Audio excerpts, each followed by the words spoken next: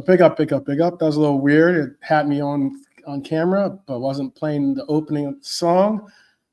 But we're here all the same. StreamYard trying to play tricks on me. But we are here. I'm joined by my Scouse brother, Lee. How are you? Evening, mate. All good, thanks. All good. All good. Good to see you back. I don't know if it was maybe the Everton clip that I sent you, if you enjoyed that or not. Hopefully you did. I was having a laugh before because my dad was telling me about the new stadium and he said it's £7.50 for a bloody sausage roll. Apparently it's £7.50 for a sausage roll in the new Everton stadium and £6 for a donut, which my dad found unconscionable. Yeah, I bet he did. You guys are wondering, it was a funny clip. I don't believe I can play it because it's not my content. But it was a funny clip about this journalist that was interviewing the happiest Everton fan in that he'd ever come across. And it was because, I guess, at Goodison Park, he had one of those obstructed view seats. I didn't know they had the. I've never been to Goodison. I'm sure you have, and your dad is probably most likely too. But like the only other place I've ever been to that has that is Fenway Park, and I don't know why they have it, but like you can get a seat, and the seat is literally behind a pillar, so you can't watch the game, but you have a seat, but you can't watch the game. So, and in the clip, he was like, "Oh, he's like, I'm the happiest." He's like, he's talking about Tarkowski's like winning goal, and he's like, "That wasn't a winning goal; it was an equalizing goal." And he's like, "It was a winning goal to me. That's what I saw." Since he doesn't see anything, that's the whole point. I guess it's easier if you watch it, I guess, than if I explain the jokes that were going on in the skit. It's a funny clip. I thought it was a funny clip. Hopefully. Did you share it with your dad by any chance? I haven't yet, I could easily do that, for a laugh. He's good, like that. He's never, nasty about Liverpool. It wasn't a thing in his day when he was growing up, and it wasn't really until I was about 20, I think things changed about that age. But, yeah, he's always good about Liverpool, and he did say it was good to see us win the league when we won it the first time. The clock, like you said, it was just good to see because it was somebody different for a change. Right. Yeah, it seems like with the world of the internet being so connected to social media and everything, and making everyone so easily to be communicated to, I think that's probably why and when it most likely started to pick up in the intensity, I would assume. Would you think different? Would you say different? Yeah. Not really, no. No? Okay. Big up Baz, by the way. What up, Baz? How are you? Yeah. Big up 12 man. Big up Lee. Big up chat. I'm glad you invited me on because it would have saved me from watching all these Arsenal have won the league in 2 games playing. So what's really, really crazy about that, and it's not like I don't wish injuries on people or players, and I hope that they recover fully. But it is pretty wild. I mean, the fact that Isak. Too so much talk about Isak's got me now spelled out right for the wrong players. I was going to say the Saka and Ødegaard both went down. Ødegaard went down with an injury, apparently because of the shoulder. Impact to his shoulder. And then Saka's hamstring injury, just as Mark A is putting. That's not a good look. That is not a good look. We're dealing with the hamstring of Frimpong. It's going to leave him out until after international break. And Bradley's unfit, isn't he? So we've got our own worries. Everyone gets injuries, don't they? That's what Arsenal fans weren't really hearing last season because nobody really felt bad for us on Klopp's last season. We were decimated by injuries at times that season, and that's why so many kids had to play, so many youngsters had to play in the Carabao Cup final. I mean, it was a good journey and all that, but we suffered from injuries that season, didn't we? And that's just the way it is sometimes. Do you know? When it comes to Saka, yes, obviously injuries ain't nice for anybody, yeah, but they've relied on this guy so much, and remember how old he is, yeah. They've just relied on him, yeah. And this guy's he had a hamstring issue last time. That was on his right, so he had surgery for that. Now he's got it on the left, and the problem is these guys, they just play youngsters too much times, and it's not organic. It's just literally you training, put him in the gym. You know what I mean? Like literally just training, constantly playing, constantly training. And even if you'd use the scientific side of things, like, you know, cold ice baths and all this kind of stuff there, it helps, but it doesn't cure. And you know what? I'll be honest with you. I have no sympathy with Arsenal, and especially if Saka's out for a while. It's not about the injury thing. Obviously, I don't wish that on anyone. Right. But, you know, when are they going to learn? Having gone through it yourself, you know what the rigors of feeling that way. Yeah. It's not apart from empathy. It's apart from sympathy. That's what I'm trying to say. Yeah, you're right. But honestly, and another thing as well, just on Sky, like, you know, I was watching the match on Sky, and honestly, these guys are so flipping biased towards Arsenal. It's just ridiculous. Like, oh, absolutely. I was back in the Leeds because that's where I'm obviously I'm from. I live in Leeds, and so I kind of wanted Leeds to do something, but honestly, they got embarrassed. They got slapped, and to be fair, you know, Arsenal deserved their win, but it's just the fact that they're just going on and on. Oh, they've got the striker now. Oh, Max Dowman and Ratata, he scored on a penalty kick.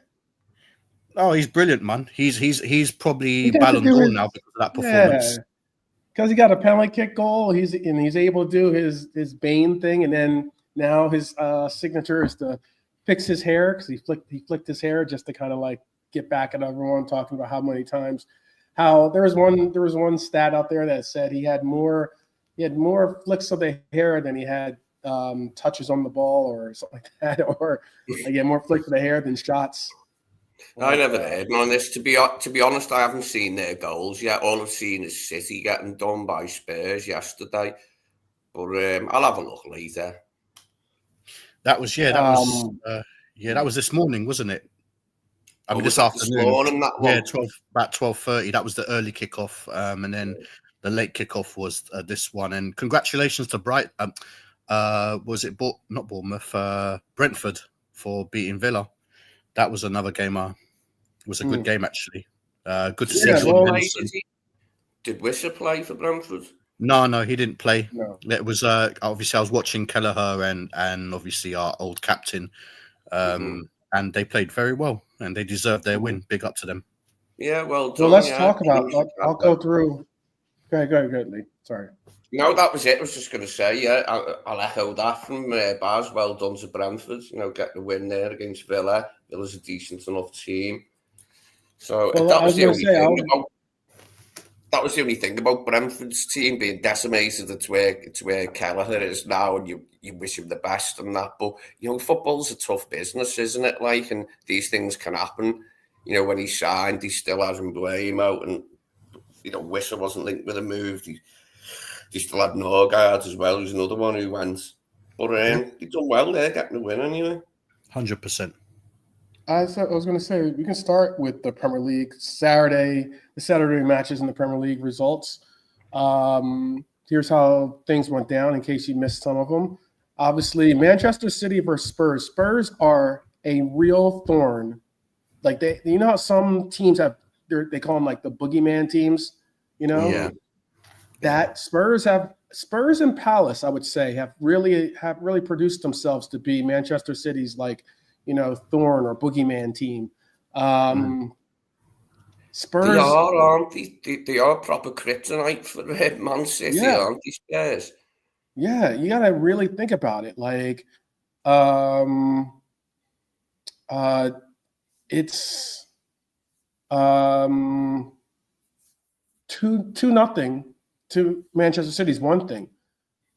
But the fact that it's Spurs, let's be honest, the fact that it's Spurs and everyone always talks about, oh, that's so Spursy this and that's so Spursy that, for them to go to the Etihad where very few teams get results and leave a 2-0 win, that says that speaks volumes. That's Thomas Frank, well done. Well done with getting them out of the funk that could have been, or continuing the funk that could have been the letdown from the Super Cup, but also really, really pushing towards like creating some foundation to work off of for the new season. Another big one that you might have mentioned, which you didn't mention, but you mentioned, was Brentford 1-0 over Villa. It was at Brentford. It's a different story. Villa is a different team on the road than they are at home. But still, Villa is supposed to be a team that's going to compete this year. And being that Villa started the year off with a draw against Newcastle and now a loss at Brentford, Villa's going to have to get it together. Another big game was Bournemouth, actually, winning against Wolves 1-0. And then maybe a surprise game because especially the way Sunderland had started the season off with a 3-0 win. Sunderland going to Burnley and losing 2-0. And then obviously we just spoke about Arsenal 5, Leeds 0. That's pretty big. But again, the headline for me has to be Spurs. Going to the Etihad and stunning Manchester City 2-0 is immensely big. And it's maybe a humbler a little bit, or how do you feel about it? Which game was the biggest result so far in Saturday out of those Saturday scores to you? The Spurs one's a bigger result because it's at the Etihad. You know, Arsenal are only beating Leeds in London, aren't they, by 5 goals to 0. Mm-hmm. So yeah, the Spurs game, I'd say, it's the big result there. Mm-hmm. Yeah, Lee's right. I think that obviously City were playing home, and they were full of confidence. Obviously, winning their first game, and they did get humbled. It's simple as that. Tottenham had a game plan, and they seemed to do well against the City for real. Mm-hmm. So yeah, I mean, they were very comfortable winners in the end, I think, and they deserve it. Spurs, they're very direct. Do you know what I mean? And that's what is going to worry people. They're very well organized and they're very well direct. And I think their manager as well knows how to change, tactics in the game. And, their previous manager, obviously they only played a certain way. But yeah, I mean, they've done well so far, their first 2 games, and yeah, good on them. Well, I guess one former Liverpool player can say that he helped Brentford go forward in their pursuit of success, and that's Jordan Henderson, who made his first start for Brentford. That's a big statement, by the way, that Jordan Henderson is able to get the start for Brentford and still contribute, obviously. Good luck for him in settling in, I guess. Good luck. Unless until they, obviously face us, then I don't wish you any luck at all.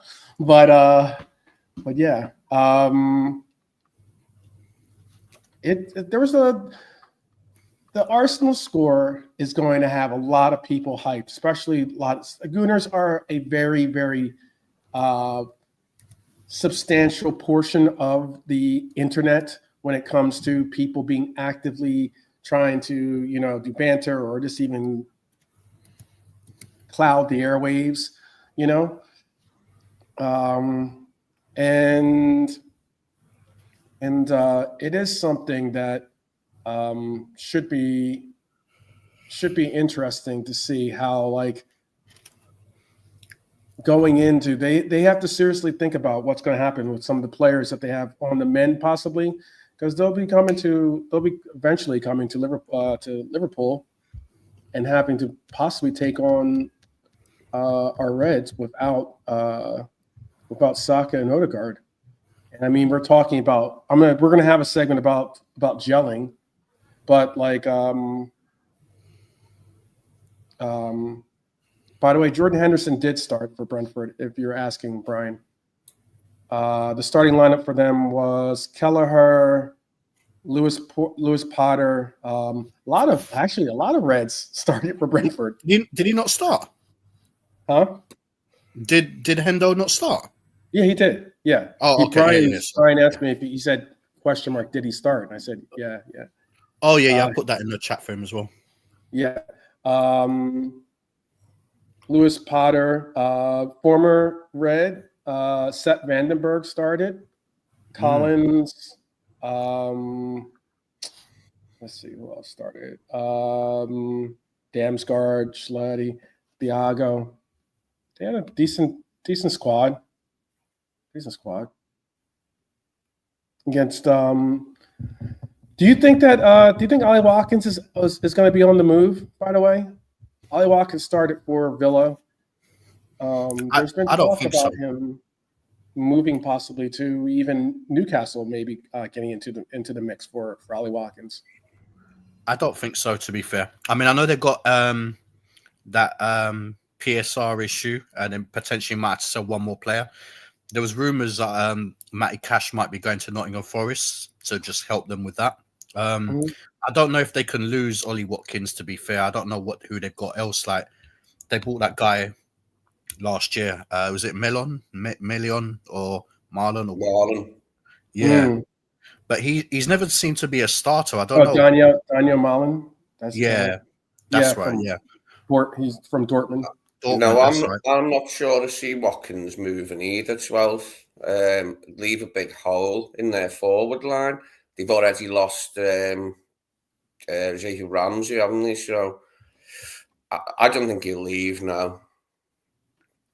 Okay. Yeah, Marlon plays right wing. He does play on the wing more than a striker. Have they still got what's his name from last season? Asensio, Marcus Asensio. Marcensio. Is he still there? I'm sure he's back at PSG, isn't he? Yeah, I don't think he's there anymore. I think they want to sign him, but I think they need to let a player go before they can sign him. So I'm not sure what the situation is with that. But he was good for them, Asensio. Yeah, he managed a few goals, didn't he? Bit of decent play.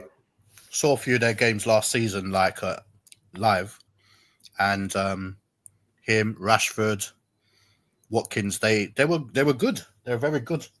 I'm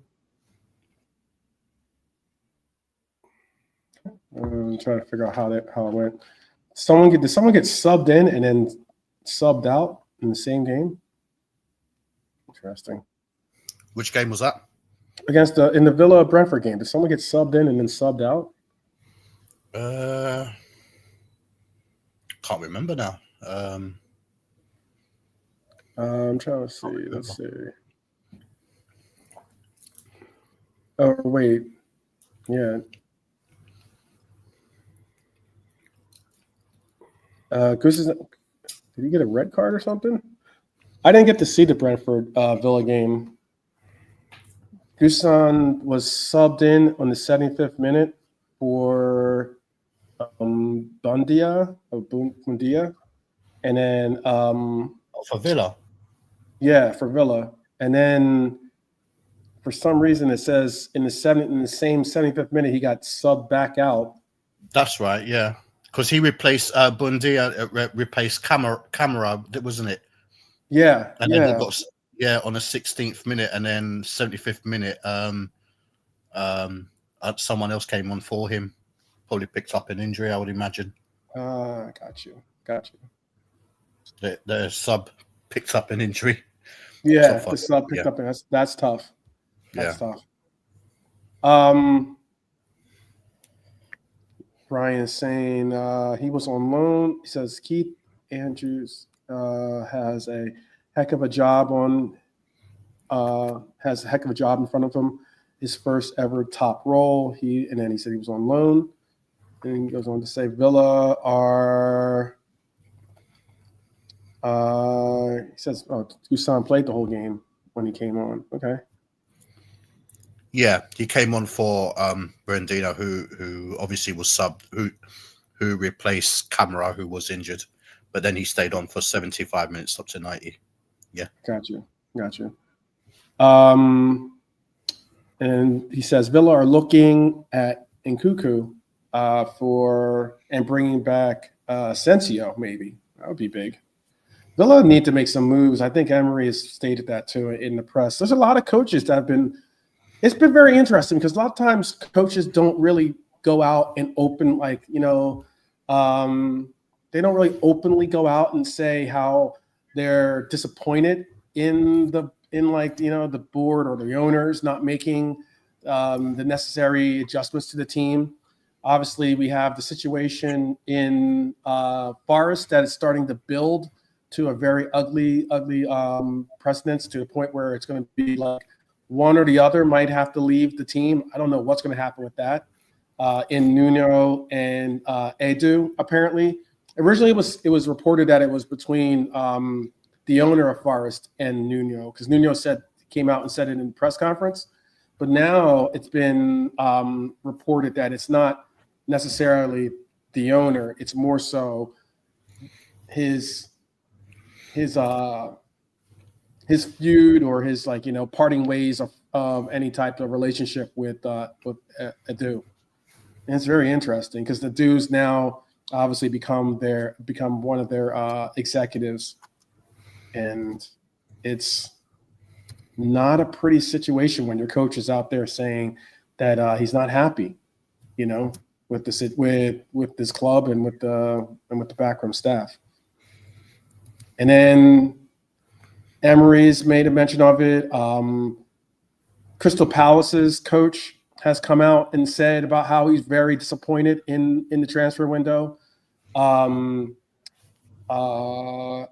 believe Fulham's coach came out and said the same about how the limit of action or sales or not sales but actual movement that has been in the window kind of disappointed them. Even Arne's come out and said that he is happy with the squad, but if necessary, or if the right player is around that can make the team better, then he would actually, pursue it. He would be open to it.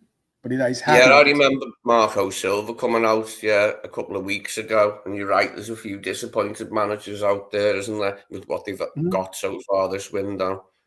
Mm-hmm. I know the untethered access to a lot of these coaches possibly makes it a little bit.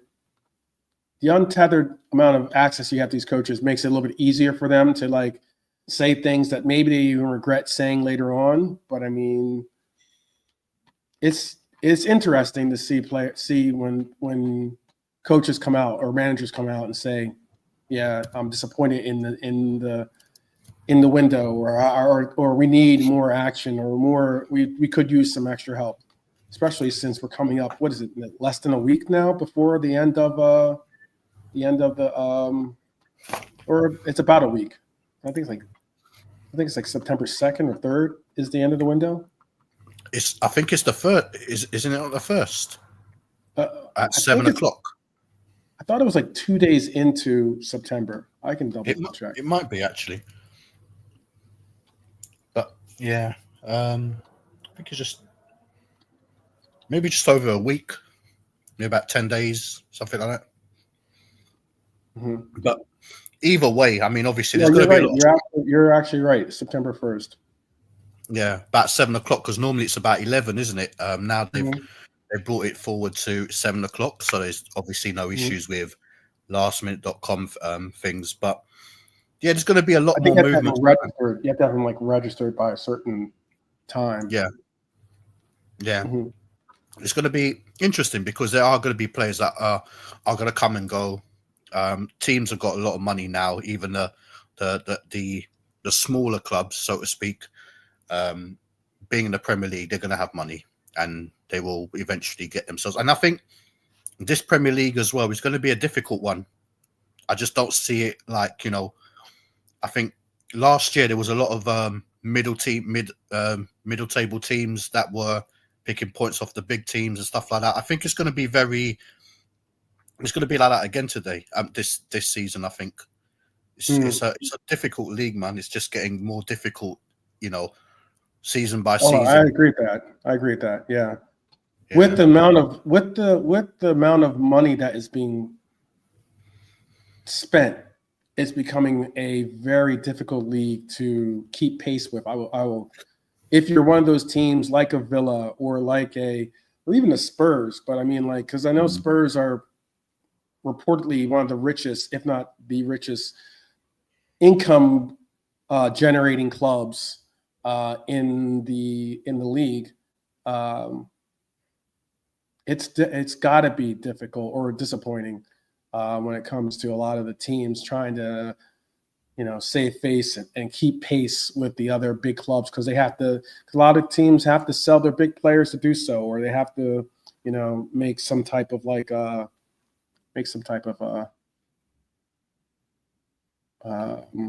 sacrifices to make it all happen.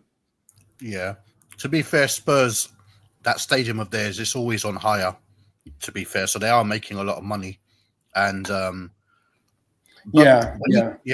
when you deep it though, I mean, Daniel Levy, Spurs fans are going to obviously have problems, but that club is very well run.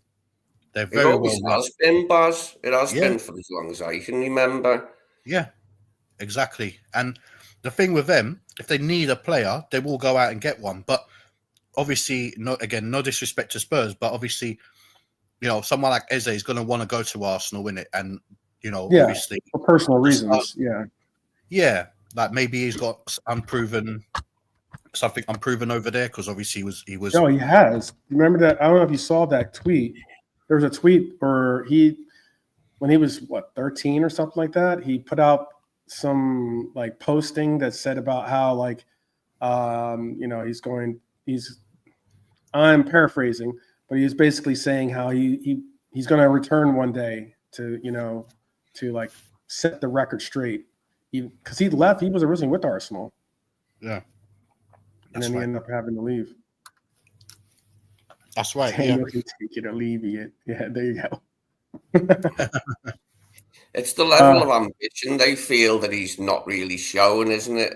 Their fans with Levy, you can't deny the club's well done, but I think quite a lot of them feel he should show a bit more ambition, given that they're a well-run club. But it's just something that's not going to happen. I don't think they're going to start investing, twice as much or 3 times as much as they have previously. It's just not going to happen.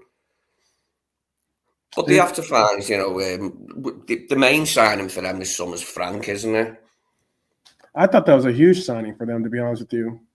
Huge signing. He's a good coach. He's developed some players very well in Brentford, and the transition from Ange was going to always be a difficult one if you didn't find the right coach that was going to be able to navigate it. And Thomas Frank has Premier League experience, and he's a coach that was originally, I don't know if he was if you say the short list, but he was definitely on the list of possible coaches that could take over for Liverpool at the time before Slot was chosen. So he's an adequate coach. It's just a matter of giving him the time to really, like I said, get that Spursy mentality to be a thing of the past, or be connected with some other coach and not him.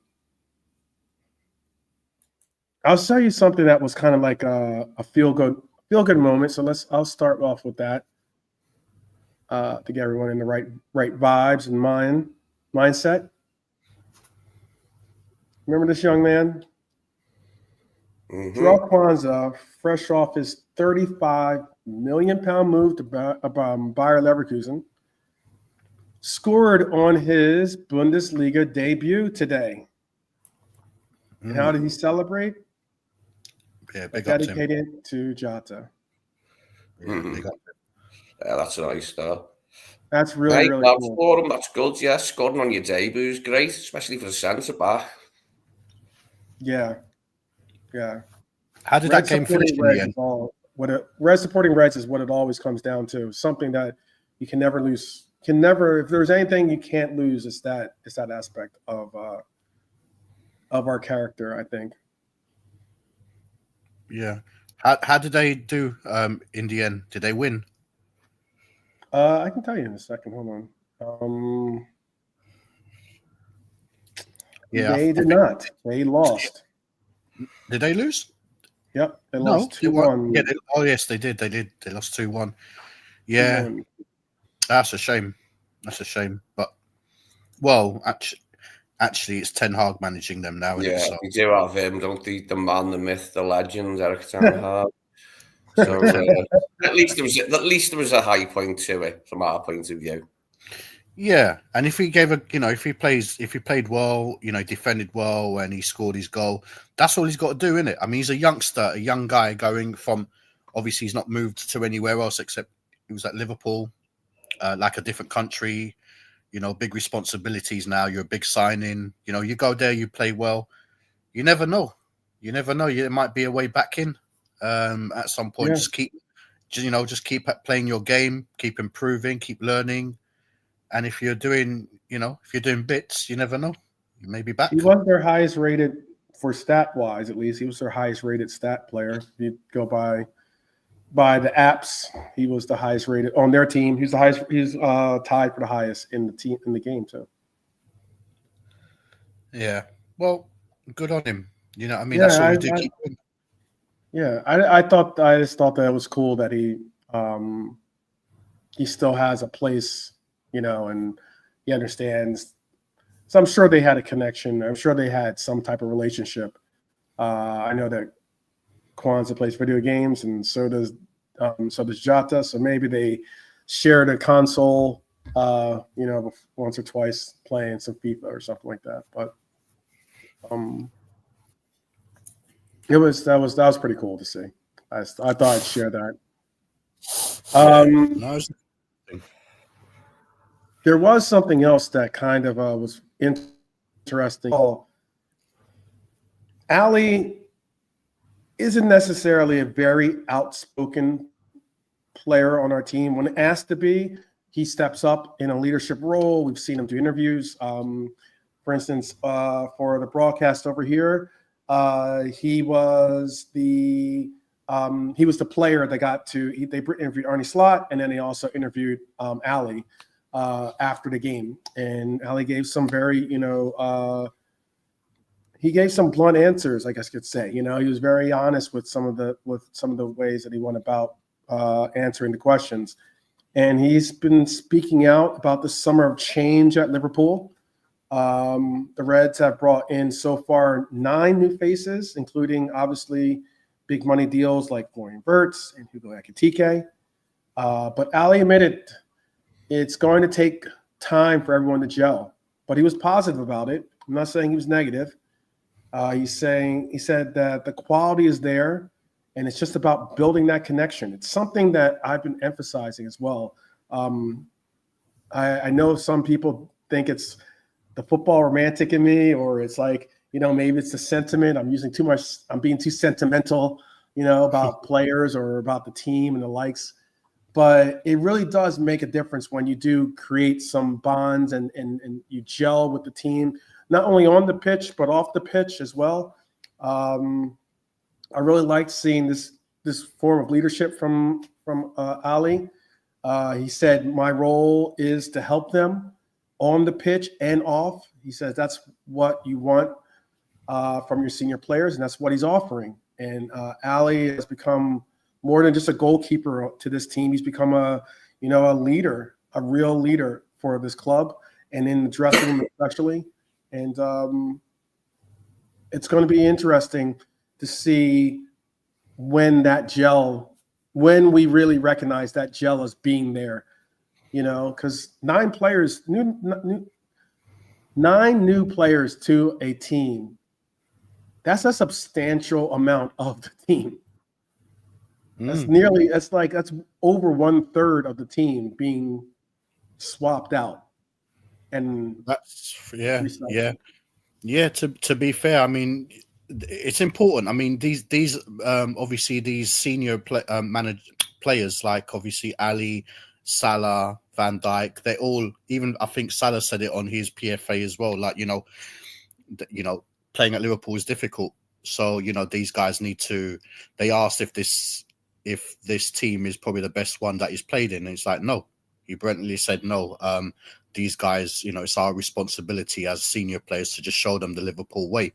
And a lot of them are winners as well when you deep it. Like if you look at obviously the 2 that came from Dortmund, they've got pedigree. And they definitely I think what's going on when you watch, if anyone watches obviously Inside Training and all these other little social media things that they have to do, they look like a very strong they're bonded very well. Obviously for any player and remember, we need to look at these players. A lot of these guys are young. Like, I've got kids that are, that are older than them. And, literally it's like they are still young men that come into this country, like, just learning a whole new culture and stuff like that. Yes, they're on a lot of money, but they're still humans at the end of the day. And I think it will take time. But we've got, these players are very, very good players, and it will be a bit of time. And even if we, I don't know, hopefully we don't, but inevitably we will maybe draw, lose, or maybe have a bad performance in games. And it's important for people to realize that, right now you can excuse them, like maybe a bit later on, then it's like, well, was that really necessary, and whichever. But I think we'll be all right. We just need to, be realistic, be, proper fans, and understand that, 9 players and potentially more. If we're linked with like Gahey and Isak, that's going to be another 2. And it's going to take time to gel. But I think the players that Liverpool buy, when they scout, they always know that these guys will probably settle in, or maybe they do their homework on them, and I think we'll be okay. Yeah, I have another player that is a tentative link, excuse me. But I'll explain it when we get into the next section. I'll ask you this, and if it's not one of the 3 players I offer up, you can tell me maybe someone else. Tell me who you do consider it to be. But which new signing do you think will adapt the quickest, or has possibly already adapted the quickest? I think it's our striker. Frimpong, Ekitike, or other? I think our striker. We've only got a bit of evidence to go on. We've had 1 match so far, but we also, we scored in the Charity Shield as well. So I would say Ekitike so far has made the biggest impression. And that's heartening considering he's playing the position he's playing. Just, we might have to wait a little bit longer to see the best of the other players, but that's okay as long as we're still winning. Well, I hope so. You know what I did? I saw this tweet, and it really, I see what they're trying to do with this. I'll see if you get triggered like I did too, somewhat. But let me show you this little. This was the graphic that they used. Burts and Ekitike combined was £210 million. These Arsenal signings combined, obviously you see the 5 players that they included, £210 million combined. Yeah, that's Arsenal being knobs, to be fair. And not to mention last year as well. Last year, how many players did they sign as well, and how far did that get them? The Calafiori's and the Havertz and all that. Still got them second. They paid over the odds for those guys. If you want to really do that, you know what I mean, then, they'll see that when we buy players, we can't afford to buy players that don't work out. We've made maybe 1 or 2, maybe little little blunders, but majority of the time we've really looked after our money and we brought in the right players and they've been great. Mhm. So whenever they do things like that, it's just typical Arsenal or typical rivals are, Right. But if we look at how much we've actually brought back, I think they'll find that it's not actually £210 million. Yeah. Well, yeah, I could show you the graphic that really, I saw this graphic as well. It was very interesting. And I know before Terry gets at us about from the football terrace about net spend doesn't exist, blah blah blah. Let's not even go there. Okay, net spend for the simplistic terms of the word or the term is relative to what we all know. Money in, money out. Simple as that. I know there's other portions that are involved, but there was this graphic though that was interesting. This is the summer of 2025. Arsenal's net spend has been 237 million technically, whereas our net spend has technically been 42 million pounds. Yeah, that always needs a lot. We have spent a lot of money. We spent a lot of money. I'll let you land your point. This one sec. We spent a lot of money, but we've also sold a lot of players to bring back a lot of income. Go ahead, Lee. What do you want to say? Yeah, to only focus on the money spent and not the money received is a bit silly, isn't it? Like, because that's not how things are. You have outgoings, you have incomings, and ours is, you look at that 42 million. Harvey Elliott still might be leaving for somewhere around that fee. Bring it down to nothing. Mm-hmm. Have they even included Eze in that as well? Because Eze is nearly 70-odd million pounds. That's a good question. I don't know actually if this included the Eze deal. Yeah, I mean, we may be looking at potentially around 100-odd million more on Isak, and but really and truly, I think even when we do buy these two players, if we do buy these two players, it will still be a lot more net spent less than Arsenal's. So I'm not too fussed about that. And again, all these fans, what they're doing, they're just trying to banter and stuff like that. And you know what? I don't really say too much on those things. I just wait till the end of the season and we can probably judge better than who spent best. Mm-hmm. Yeah, it's a funny. Let me see if I can find this other graphic real quick, because it highlights something that's very interesting. And obviously, here it is. Obviously, Arne's only got two. Arne's only had two windows in that, including this window currently. But I saw this on, I think it was on the BBC. This is very telling. I'll make it a little larger so everyone can see the graphic. Those are the summer spendings that he's had. And what did we say? What was the other graphic saying? It was 237. So no, that wasn't including. I guess that wasn't including the. Because this graphic here was saying how it was originally 199.5 million, and then 267 million if Eze joined. So that graphic was off by 30 million. Do you know what's crazy? In 5 years, if you look at that, and that's under Arteta, 5 years, they've spent just under £1 billion. And if they do, it will be, if they do get when they sign Eze, it will be bang on £1 billion. £1 billion to guarantee you second place. Yep, it's ridiculous. To guarantee you no trophies, basically. Yeah, I mean he's won. He won an FA Cup? That's the only thing he's won, isn't he? But he's won an FA Cup, but all the spending that was done to win that FA Cup wasn't through him.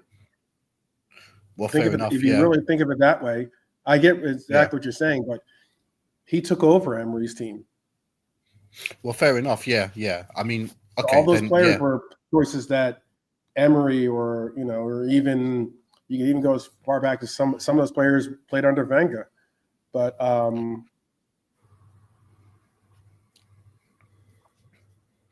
yeah. Look, at the end of the day, you're gonna get people to try to rattle us or try to derail us. And do you know what? When I think about it, initially it is jarring when you're watching Sky Sports and everyone's just saying, "Oh, Arsenal amazing." They beat a bloody Leeds team that just didn't turn up. For God's sake, they didn't turn up. They didn't. When they played Manchester United, why weren't they slapping Manchester United 5-6-0 and stuff like that? When they're going to play Liverpool, and if they don't beat Liverpool, what are they going to say then? You know what? Mm-hmm. It's getting to the point now where I can see that the biases, the media biases you're about to go. Yeah. And you know what? It doesn't even bother me now. I'm quite happy sitting in my little corner and thinking, you know what? Yeah, disrespect my team. Watch my team will just disrespect yours and win the titles. And I'm quite comfortable with that now. I don't even want to get involved with them stupidness now. It's just I'll just keep laughing, in the background when they play their next game, and when they play Liverpool and they get. Let's be honest. Oh wait, Lee, tell me did you say who you think? You said Ekitike too. You did say Ekitike. I want to make sure you got your answer in. But I agree with you, Baz, and I think I would assume Lee does too. I mean, we're always going to be, the brunt of their ridicule, because there's a lot of teams that have really hate on us. I saw this thing about. Do you know? Can you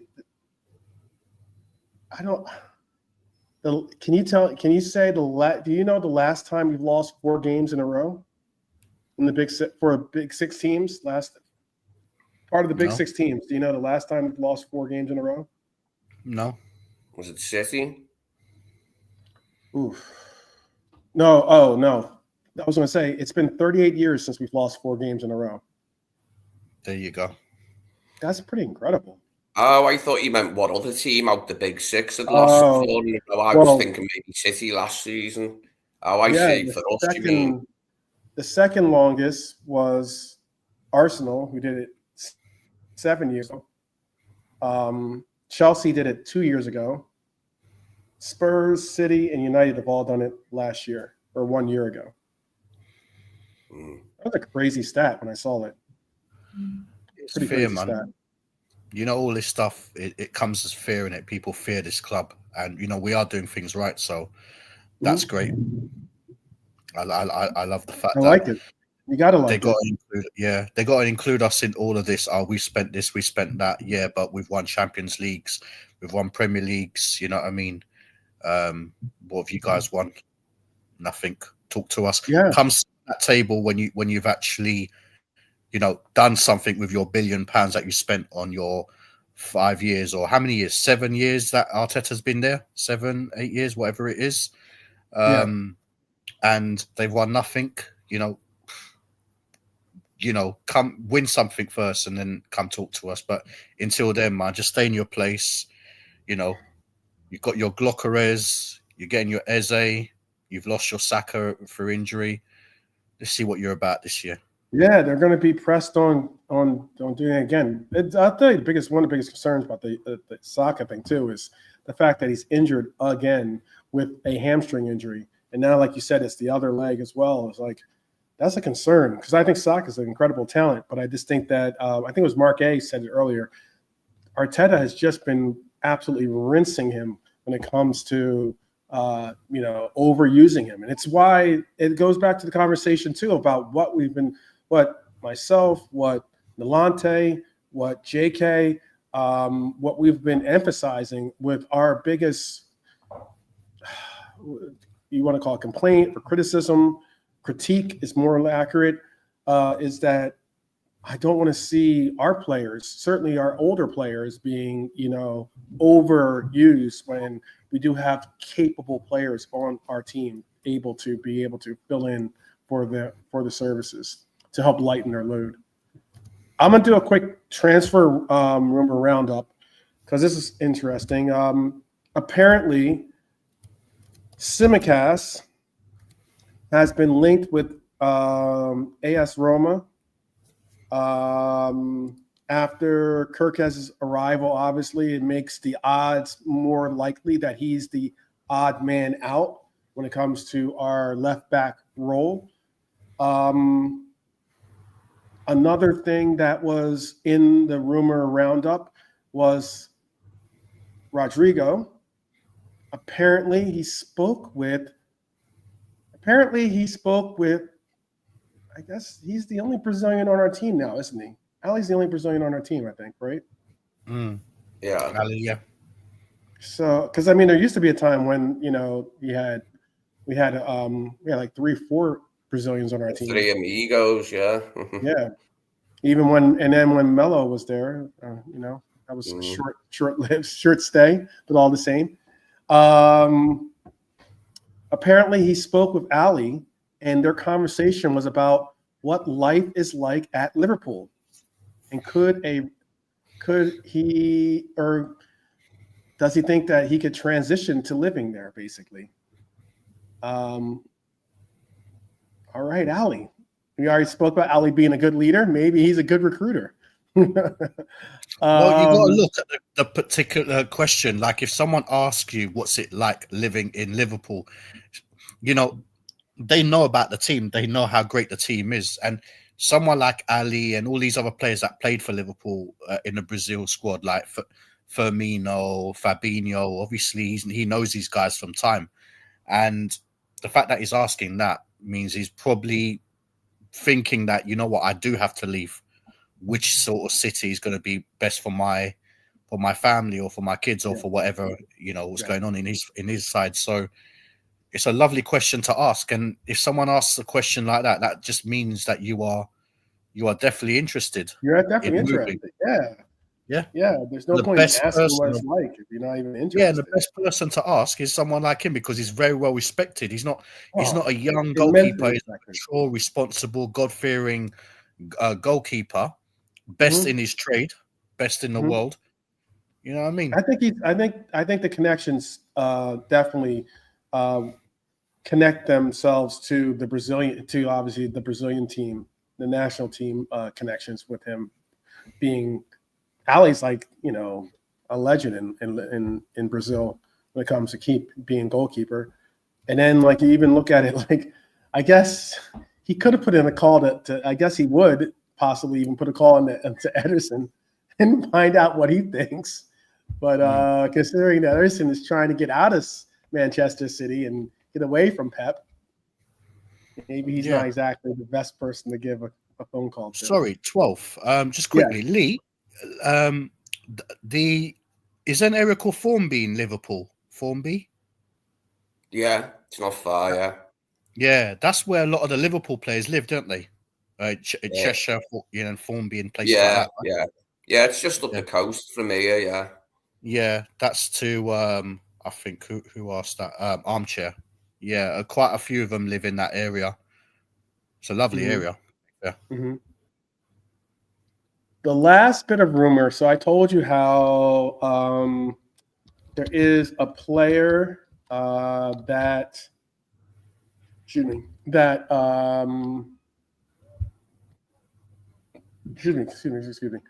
There's a player that is on our radar, or a player that I would say like this. There was let me go blank on his name now too. He played for River Plate. He's now he just made his debut with Real Madrid. He was a center. Monta begins with an M. I'm gonna go blank on it, but he just made his debut with Real Madrid. Talented player. We were in talks about trying to bring in the Argentine wonderkid originally, okay, but it obviously didn't pan out. And we ended up not getting the player. All right, all well and good. But there is another player in South America that we have our eye on, and it's very interesting. Here, I'll double check too. I don't know if they played today or not. Realism saying? Yeah, I think it's that's his first name, but let me get his last name for you. I think is he an 18-year-old, like a really young player? Yeah, he's like 17, 18 years old or something like that. Yeah. I'll be real. I don't know much about this guy. So I was on Brian's show. Big up Brian, by the way. Yeah. Franco Masta. That's it. It's Masta Tuano. Masta Tuano. Something like that. Yeah, I'm not sure how it's pronounced, but yeah, I don't know too much on this guy, but from what I've been hearing, this guy is like a brilliant player.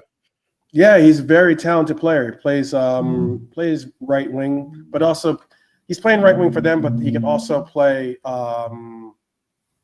He can also play midfield. He can also play in midfield. But there is something that the player, and I guess here's how you pronounce his last name. And the player that everyone's trying to steal my thunder on is. Let me see. Hyler just put his full name in there. Red Armchair Supporter said it first, too. Is this player from Fluminense. It's really interesting to see that we have him on, especially we're talking about all these Brazilians, possibly bringing in Rodrygo. We're talking about the influence of Ali and the likes. But there's an 18-year-old Brazilian midfielder linked with Liverpool. Shakhtar have actually already made a bid for the player. But the Reds are actively watching his progression and are very interested in possibly bringing him a part of our young guns. Possibly could be a part of our young guns trilogy, I guess you could call it. Because 18, and obviously doing bits over in Brazil. He's apparently got he's got some really, really great dribbling skills. He's got passing, vision. He's creative on the ball. He has the ability to control the game and unlock defenses. He's particularly in the half spaces on the left side. He's very, very good. High potential wonder kid, basically. And I'm talking about a 17-year-old, basically. You think about it. Like, that's exceptional. Do you think that we should not only monitor, but we should just be proactive and do what we see Brighton or Chelsea do with these players and just go get them? You know what I mean? Yeah, 100%, 12th man. I mean, I think I mentioned this on Brian's show as well the other day. I respect the way Brighton do their things. They always tend to go and pick up some brilliant young guns from South America, and they sell them on for good money as well. Like, it's these players. I don't like to look at them as like assets, but they are effectively assets for the club. You buy these players, and you know what? You nurture them. You give them the opportunities. If someone like is good enough to get into the squad, then you know what I mean, it's brilliant. If not, loan them out, train them as players, sell them on if if anything, and it generates money. And I'm happy and kind of excited if we can attract these these young guns from Brazil, and they're techie with it as well, man. You know what I mean? Mm-hmm. Honestly, they'll be brilliant for us, and I think we should. I don't see why we shouldn't. These other clubs when you look at Chelsea and how much players they sell on, they make a lot of money from their young academy or their young players and stuff like that. And I don't see why we shouldn't be missing the trick. We should be able to do the same sort of thing. We're in a good position now where players want to come to play for Liverpool. Maybe 10 years ago or before Klopp, not many players would want to come. Now, every superstar, if you tell them, would you be interested in a move at Liverpool, they would entertain it. So, yeah, I mean, it works both ways, even like protecting, the future and future-proofing our players by getting these players in. We've got nothing to lose, have we? No, not at all. Apparently, Shakhtar's bid that they rejected was 7 million euros. That's it. That's it. It's about what, 5 million? 5 million I pounds? did do some research and came up with at least that our highest, most money we've ever paid for a player under 18 was it was something that was settled obviously by the tribunal, but we ended up paying 4.3 million pounds for Harvey Elliott. Mm-hmm. Leone was how much? I think we were trying to do 750,000 pounds. A little, obviously, £750,000 million is the offer originally, and then it went all the way. That's a substantial jump from £750,000 to 4.3 million. But with 1.5 million being guaranteed, obviously. How about Carvalho? Because I remember we had a little issue with him as well, innit? Yeah. I don't think. I'd have to see. Yeah, I mean, like even Leone, I know he's obviously an established, player in the Serie A, but he just turned 18. How much did we spend on him? Was it 30 something? For who? Our young defender from Italy. Technically, yeah. And I'm talking about someone that played in the youth academy or something. Science. Yeah, but yeah, under 18. Yeah, he is under. I think he's 18. He just turned 18. Yeah, he just turned 18, isn't it? Yeah. So yeah, that's but effectively that's quite a bit of money. That's still a lot of money. But I mean, like, again, I'm trying to think of what. Let me see.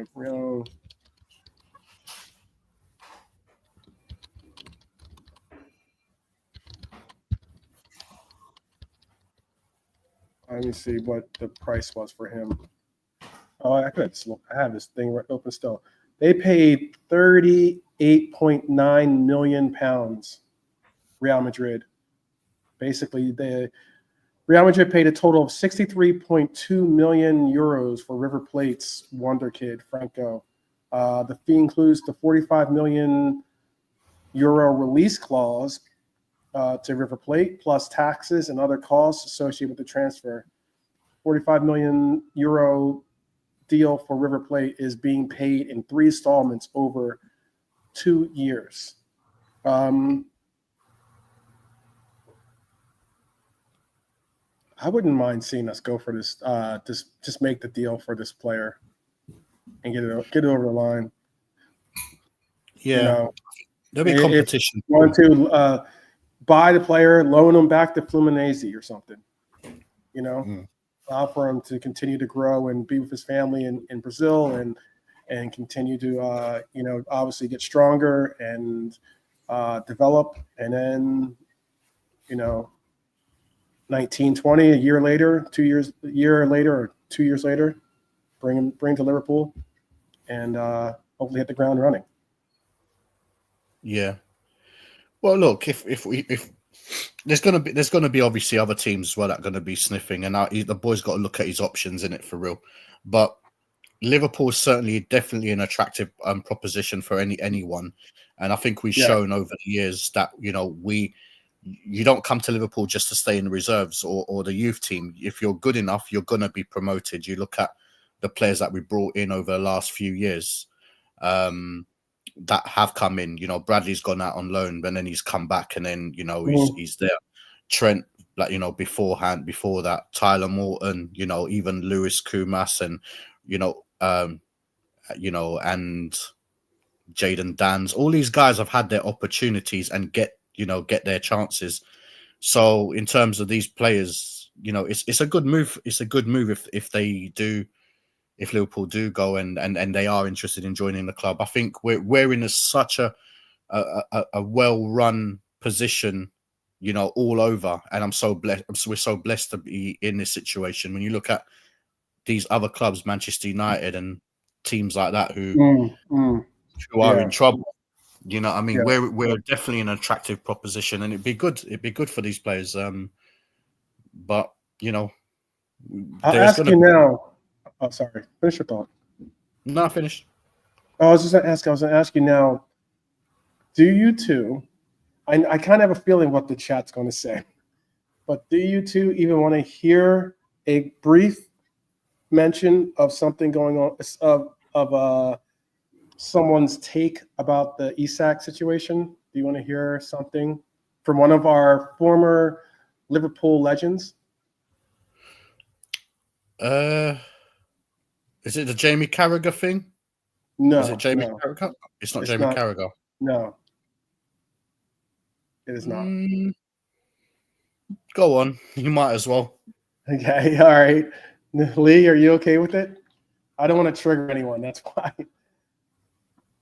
No, I mean it's just everyone's got entitled to their opinions and stuff in it, but I'll All right, play yeah, it. if the streets were here, we already heard the bemoaning of it, but I just wanted to make sure. Yeah, hi, Laura. Hi, Was it Jan the man? Yeah, yep, Okay.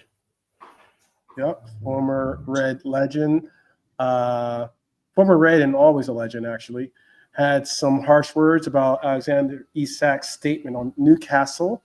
He said Isak made a mistake that he should have kept quiet. By hinting at promises and issues, he's put Newcastle in a tough spot. I see Mobley's point, but sometimes silence keeps your leverage. Sometimes silence keeping your leverage stronger. I see that point. Yeah. But Isak was pushed into a corner. If you're sitting there and you're hearing all these lies being spread, you're seeing the fan base be turned against you by sometimes not only the media, but by what you think is the club utilizing the media, making their own statements and their own procedures of doing so. Because what's interesting about this whole Isak thing is that people are so ready to, make Isak the villain. And rightfully so. I get that he has done some things wrong in his steps towards where he's at now. However, at the same time, a club could do something as simple. I saw a tweet by someone, it's obviously a Newcastle supporter, that said, make him train separate from the club and play with the under 19. Yeah, let him rot for 3 years and that, innit? Yeah. Yeah, I saw Let that him one. rot for 3 years, and then let's see if he ever gets his big pay increase 3 years to his elder, 3 years to his current age. And I'm like, that's some really ugly perspectives to be thrown out there. But you got to recognize a team could rightfully do that. You know what? I don't know, man. I mean, to be honest with you, what I'd say is in every fan, there's always going to be one or two that's very extreme in it, and that one was very extreme. But I think so you saw that too. You did see that too. Yeah. I've seen that one too. But to be honest with you, I mean, I don't know if you've been watching, if you've been seeing about this article. Is it Article 17 or something like that, where 3 years he can buy out his own contract? So potentially, yeah. So something's been going on about that as well. But I got no, Jan Mobley was one of my favorites. Brilliant midfielder. And you know what? I mean, he's entitled to his opinion. I don't think he's, so many people are going to have like different thoughts about this, like how Isak's reacted. Do you want someone like that in your team that's done this and ratata? But do you know what? This guy, these people, these players, people look at them so highly because they're sportsmen, they're athletes, they're celebrities and stuff like that. But they're young people. They're young people and they have made mistakes. I'm pretty sure if you ask Isak, he'd be along the same sort of lines. Like, you know what? Maybe it wasn't wise, but his statements, for that thing, it shouldn't have gone on about, the promises are broken and rah-ta-ta. It should have been more along the line. Sorry, I couldn't be there tonight to collect my rewards. As you guys know, there's issues going on, and that's it. Mm-hmm. But the fact that he went on a little bit, I think his agent has something to, his agent should be held accountable. And he, it was a little bit whatever. But look, at the end of the day, it's going to get resolved. And the guy, look, he's not doing a lot of talking. He just put that statement, and he only put that statement on because he was supposed to attend an event. I don't think he puts anything, to be fair. If that event didn't exist, potentially the most you get is a transfer request, I think, coming closer to this time. Yeah, I know the FIFA Article 17, is that what you're talking about, right? Yeah. Yeah. Because I had done a segment on a while back about the nuclear option that he could actually, petition to terminate his contract, basically. Yeah. And that's what's unique about it. I'm speaking to two people that live in England right now, because I know not all of the audience here is living in England. And England has some very unique rules when it comes to employment. Like, I've heard people talk about, oh, well, you couldn't just, if you're working for a person, you couldn't just, strike and be able to do this and be able to do that. In England, you can. That's at least what I've been told. It's not against the law. It's not against the law to have a strike, even if you're under contract. You see it all the time. Exactly. What law and that's what's unique. That's what's really weird about some of the defenses or people that are really being so super critical of Isak by saying, oh, he has no right to, he needs to shut up and just play. He has no right to not play or go on strike. And I'm like, I think he does. He can. Where Newcastle fans fall down is Wissa's doing the same thing. Brentford's trying to get a move to them. Exactly. Oh my goodness. Did you see that? I think it's BBC or it was Sky Sports BBC. I think it was BBC. And I don't know. I forget there was a player that was speaking on that exact point with one of their, in the know pundits, that does all the he's like their David Ornstein style pundit. And he was like, and the guy was like, oh, well, he's like, Isak is not doing it right. He shouldn't refuse to play or refuse to train and blah, blah, blah. And he's like, isn't Visa doing the same thing? And he's like, oh, well, Visa just returned to the team. And he's like, but he was doing it, right? Correct? Yeah. What happened to Gurkha? He's the same player that Newcastle is currently pursuing in replacing the player that's doing the exact same thing. But yet, that's okay. That player is okay. Didn't Gurkha do the same thing before he got his Arsenal move? I'll tell you this. How about I know he's a big there's some big fans in the chat possibly, but Gordon did some very similar actions as well. Not to the point where he didn't train, I don't believe. I think he still trained with the team, but he put in his request. He made a point to Everton to facilitate his deal to Newcastle. He made it to say that he did not want to play another game with Everton. Yeah. But you know something? I'm pretty sure Eddie Howe and a few, and the coaches have instructed him not to train with the players. Absolutely. He's coming in the evening whilst these guys are finishing during the day. And that's down to Eddie Howe and his team saying you can't play. So what more is this boy supposed to do? He's still coming in. He's coming in. He's not just sitting at home with his feet up or in the gym or anything like that, if he's got a gym at his place. Mm-hmm. He's literally coming in, obviously getting ripped up by the fans and stuff like that. Yeah. And the thing is, I can understand it, so to a degree. All right. We got a player that we love who's done bits for us. Yeah. And we're upset that he wants to leave. But come on, man. You know what I mean? He wants to go to a club that's going to do better. And that's no disrespect to Newcastle. Yeah, we're reigning champions. We've got a great squad and stuff like. We don't have any FFP rules or any issues like that. Let him go, for God's sake. Let him go. He's not done nothing wrong.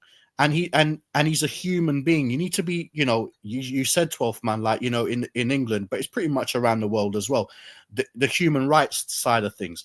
Just because you signed a contract, yeah, and remember, he's young. He signed that contract, 3 years ago? What was he 3 years ago? 21, 22? Poor decision. It's very similar to Kane.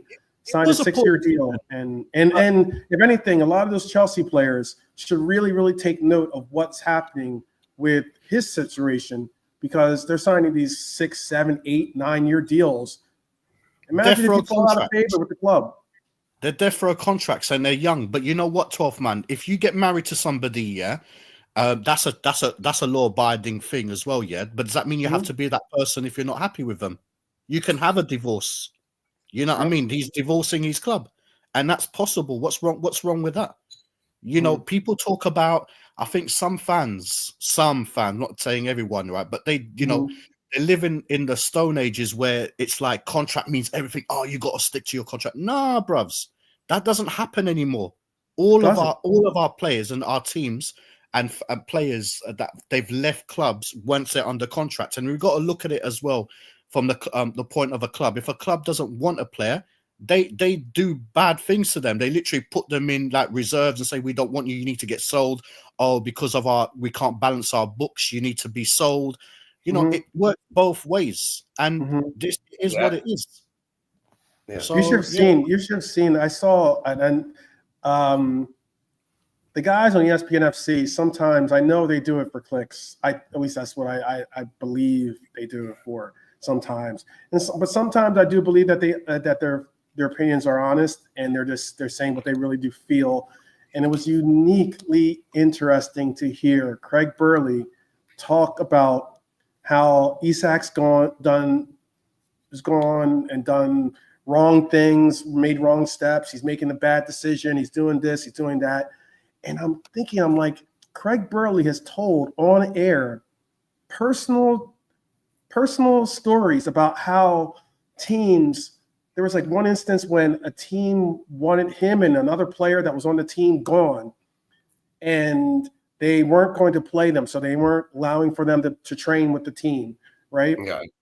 And they had an upcoming game, an upcoming scrimmage or exhibition game against some team, and Craig Burley didn't want to leave his cushy situation at this club, so excuse me, Craig Burley and the other player, when the bus arrived to pick them up to go to the game, their name wasn't on the team sheet.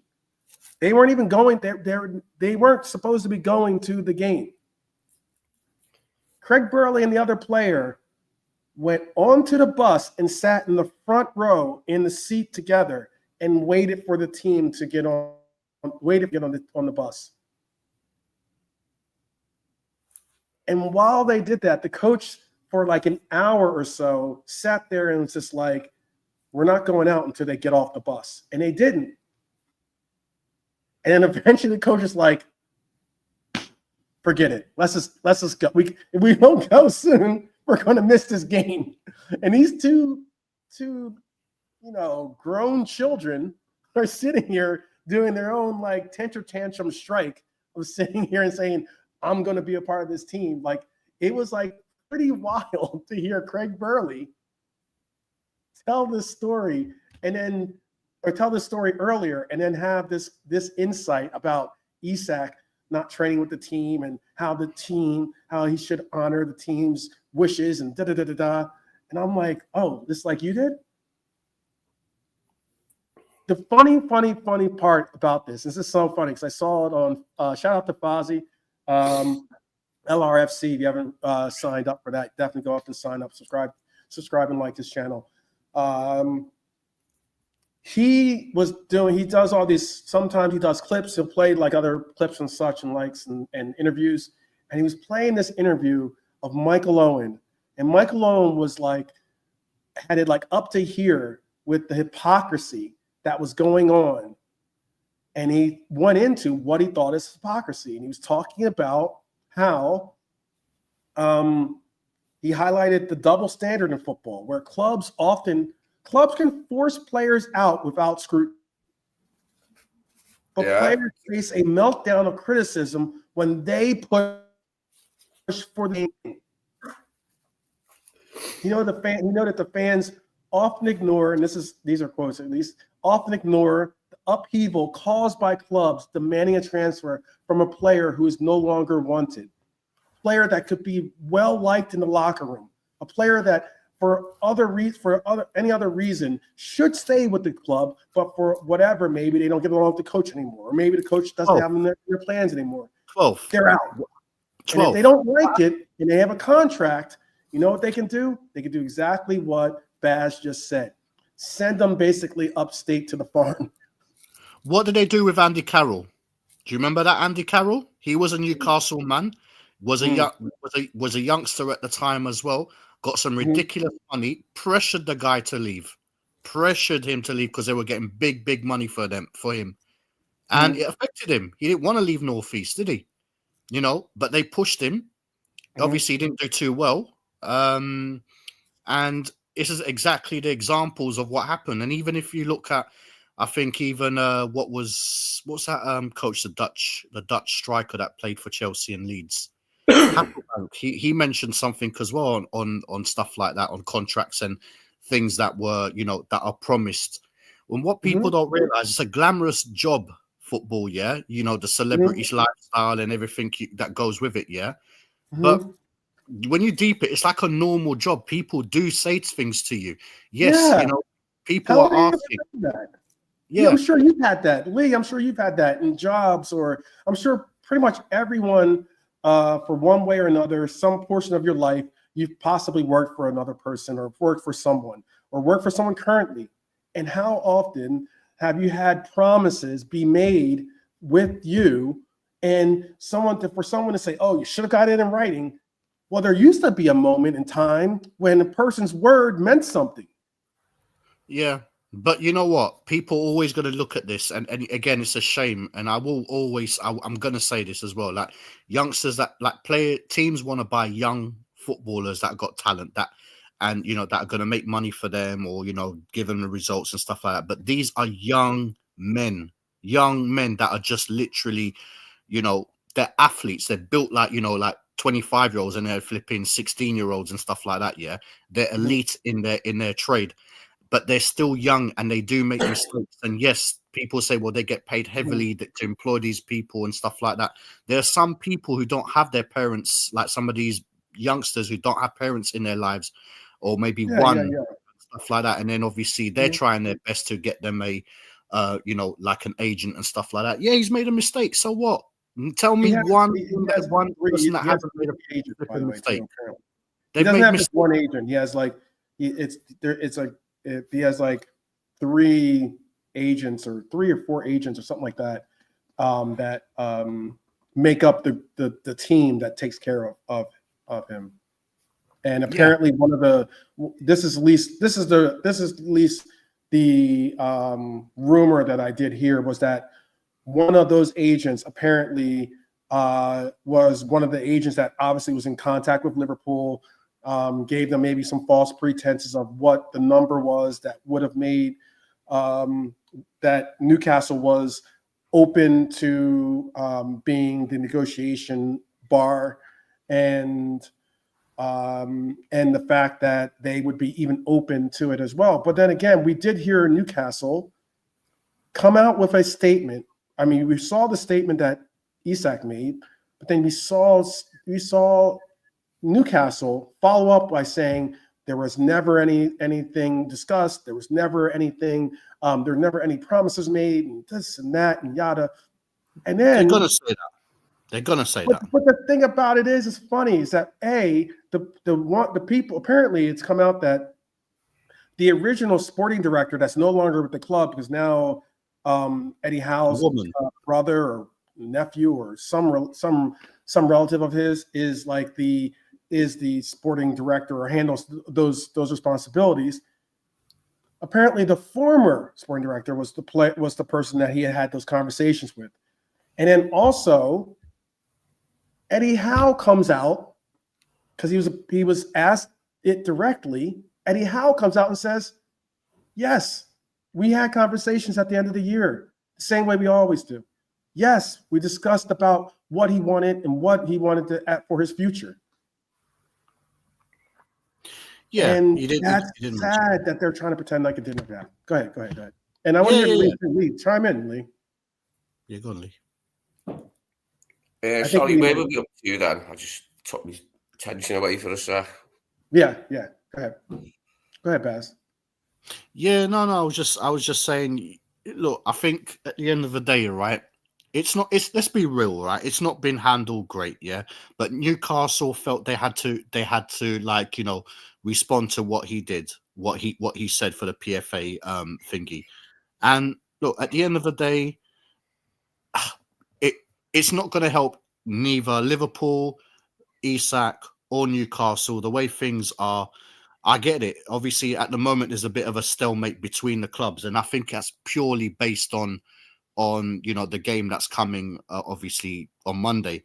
And I think after Monday, there's going to be some sort of resolution. But I tell you something honestly, yeah if they do, and if they do keep this guy, you know.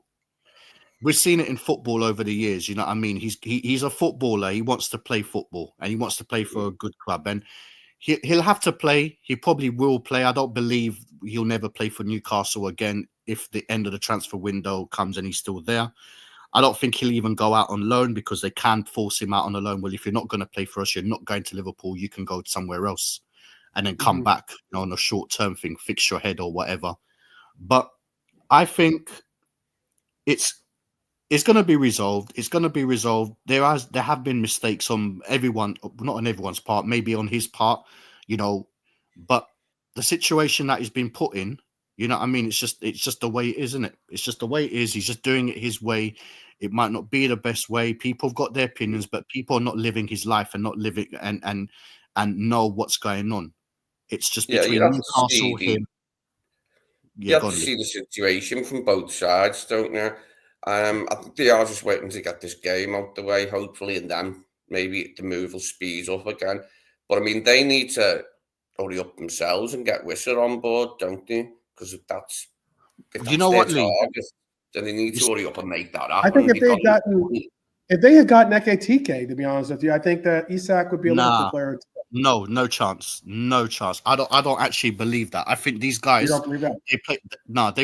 they tried to like, you know, they tried to mug us off, and Liverpool, I'm so glad Liverpool were able to get Ekitike. And you know, he's a great player, by the way. It's not just to like get him like to screw Newcastle over, but these guys were going to play 4-4-2. They wanted Ekitike to partner Isak. Pretty much similar to what, you know, Torres and Suarez were supposed to be. But obviously Torres wanted to go. But I think that's what they were going to do. And you know what? I've got a theory about Newcastle and their transfers as well. Let's be real. Whether they've got a sporting director or not, they still brought in Jacob Ramsey and they brought in that Forest winger as well. What's his name? Elanga. Elanga. And they're doing stupidness. You know, they're talking about how Liverpool are disrespecting them by offering 110 mil, which is quite a lot of money. Let's be real. I know they're acting like that's like chicken. They're acting like, you know, like what they're doing to Wissa. What they're doing to Wissa, they're messing up Wissa's head as well, and they're offering stupid money. They know they're not going to get that thing, and then they're going to go and tell the media, "Oh, we tried to buy strikers, we tried to buy this guy, but they didn't want to come. Everyone to feel sorry, and then delaying the situation, and Isak's going crazy. It's as simple as that, and I think that's what they're going to do. But now because of this thing, I think the only thing that gets Isak out the door now, is a transfer request. He needs to maybe consider this now in the next, you know, after the game. If there's nothing that's happened after the game, which I doubt, I think there will be some kind of dialogue. He needs to, if he really wants to be a Liverpool player, he needs now to think, well, you need to force it. And the way to force it is by asking for a transfer request. And you know what? Liverpool will obviously look after him in terms of, you know, packages and stuff like that, where he makes little bonuses and whatnot because he wants to play. But if he doesn't do that, then there is a little side of me thinking, well, you know what? He's done what he's done, but the next thing has to be a transfer request. That shows that you're serious. I want to leave. When you want to leave your job at 12 or Lee, you know, you give your notice. All right, and then Yeah. most of the times they'll accept it. And in football, if I'm saying to you, I want to go to this other club or this other agency or this whatever, you do the right thing. You say, listen, I want to go, forfeit it. You do have to forfeit your thing. And then You give you 2 weeks notice or something. Yeah. You give you 2 weeks notice, and Newcastle, then it would be a bit of a problem if Newcastle just reject his transfer request. Then you need to go along the legal side of things. And I think if he wants to do that, depending on how hungry he is, he can do it. Yeah. I'll tell you what's funny. I'm going to extend the show, to make sure that we get in all of the segments that I had. So I wasn't expecting this. I wasn't really planning on bringing up Isak. I know that sometimes that could be Pandora's box. But there was something I'd like to talk about, and it's about Judas's new boss. And I would say Benedict Arnold, but I don't know if you guys know who Benedict Arnold is, right? Yes, no? Well, who? Yeah. Benedict Arnold. Benedict Arnold is he's not Benedict Arnold's a traitor to Americans, but he's not a traitor to obviously England, because Benedict Arnold helped the British during the Revolutionary War. But okay. And then and here over at this side of the pond, whenever someone's like a traitor or they do something like that, they'll be like, "Oh, you're a Benedict Arnold." Yeah, but like a Quisling as well. That's another name used. Oh, okay. What is it? Quisling? Quisling was a Norwegian politician that sided with the Nazis or some shit like. All right. When people, do your country and from the inside, you call it Quisling. Like Coco Chanel, like her, something like that. I know what you mean. Yeah, I know what you mean. Well, I wanted to talk about Pep Guardiola. He's never shy to throw some ample shade towards his critics, and certainly to other fan bases. He was asked about spending in football, and Pep basically said, "Hey," this is quoted, "Hey, it's not just us anymore. Everyone's doing it." He pointed to net spend and sustainability. And why I wanted to talk about this real quick before I go into this other segment that's more Liverpool related. And that is because let's not get it twisted. Manchester City has spent over $1 billion while Pep has been at the helm. All right. So let's not pretend you're running some bargain bin operation, just trying to get by on the scraps that you're given. Okay. Let's not pretend, Pep, that that's the case. I will admit he's right about one thing. Liverpool have spent 300. We could end up, if we get these two next acquisitions done in the books, over 400, close to 500 million pounds. Something like 466 million pounds is the number that we'd be possibly spending if we were to go to the evaluations that they're talking about. And we look at Chelsea, we look at United, they've spent well over 400 million just in this summer window. The game has shifted, and Pep knows it. I get that, but him just trying to stay ahead of the narrative is a little bit disingenuous, I think. I just wanted to bring that up real quick. And we're not even going to go really deep into it. I just want to make sure that I called Pep out for his BS, especially seeing him hug Pep Linders and talk about Pep Linders. Holy crap. The conversation that he revealed about how Pep Linders joined Manchester City. Oh my goodness, Pep Linders. Like as in from someone that used to defend Pep Linders. Okay? Pep. You're a Quisling? Is that what it was? Quisling, yeah. Vidkun Quisling, his name was. Norwegian defense minister. Pep Quisling should be his name then. Pep Quisling. It's simple here. It's called Snake. You're Snake. flipping. There you go. Yeah. One conversation is all it took, apparently. It wasn't like he had to think about it. He had to super dwell on, he had to maybe consult Klopp or try to talk to others, or maybe speak to his family. One conversation is all it took from Pep. And Pep, One kiss is all it takes. I'm all in. Yeah, one kiss is all it takes for sure. One Judas kiss. Anyhow, there was something that was spoken on. This is something that was Liverpool related. We're not gonna. I don't think we'll still be able to stay within the premise of the show time slot. And it was about Arne Slot's latest comments with some of the players, some particular players, and I think it gives us a lot to chew on. In that he covered three major topics, but one of them that really stood out was our Italian stallion, Federico Chiesa, and they spoke about his transformation. He says his defense of substitute. He gave his defensive substitution. He also talked about Gravenberch's role in stopping counterattacks. But the Chiesa thing is what really, really interests me.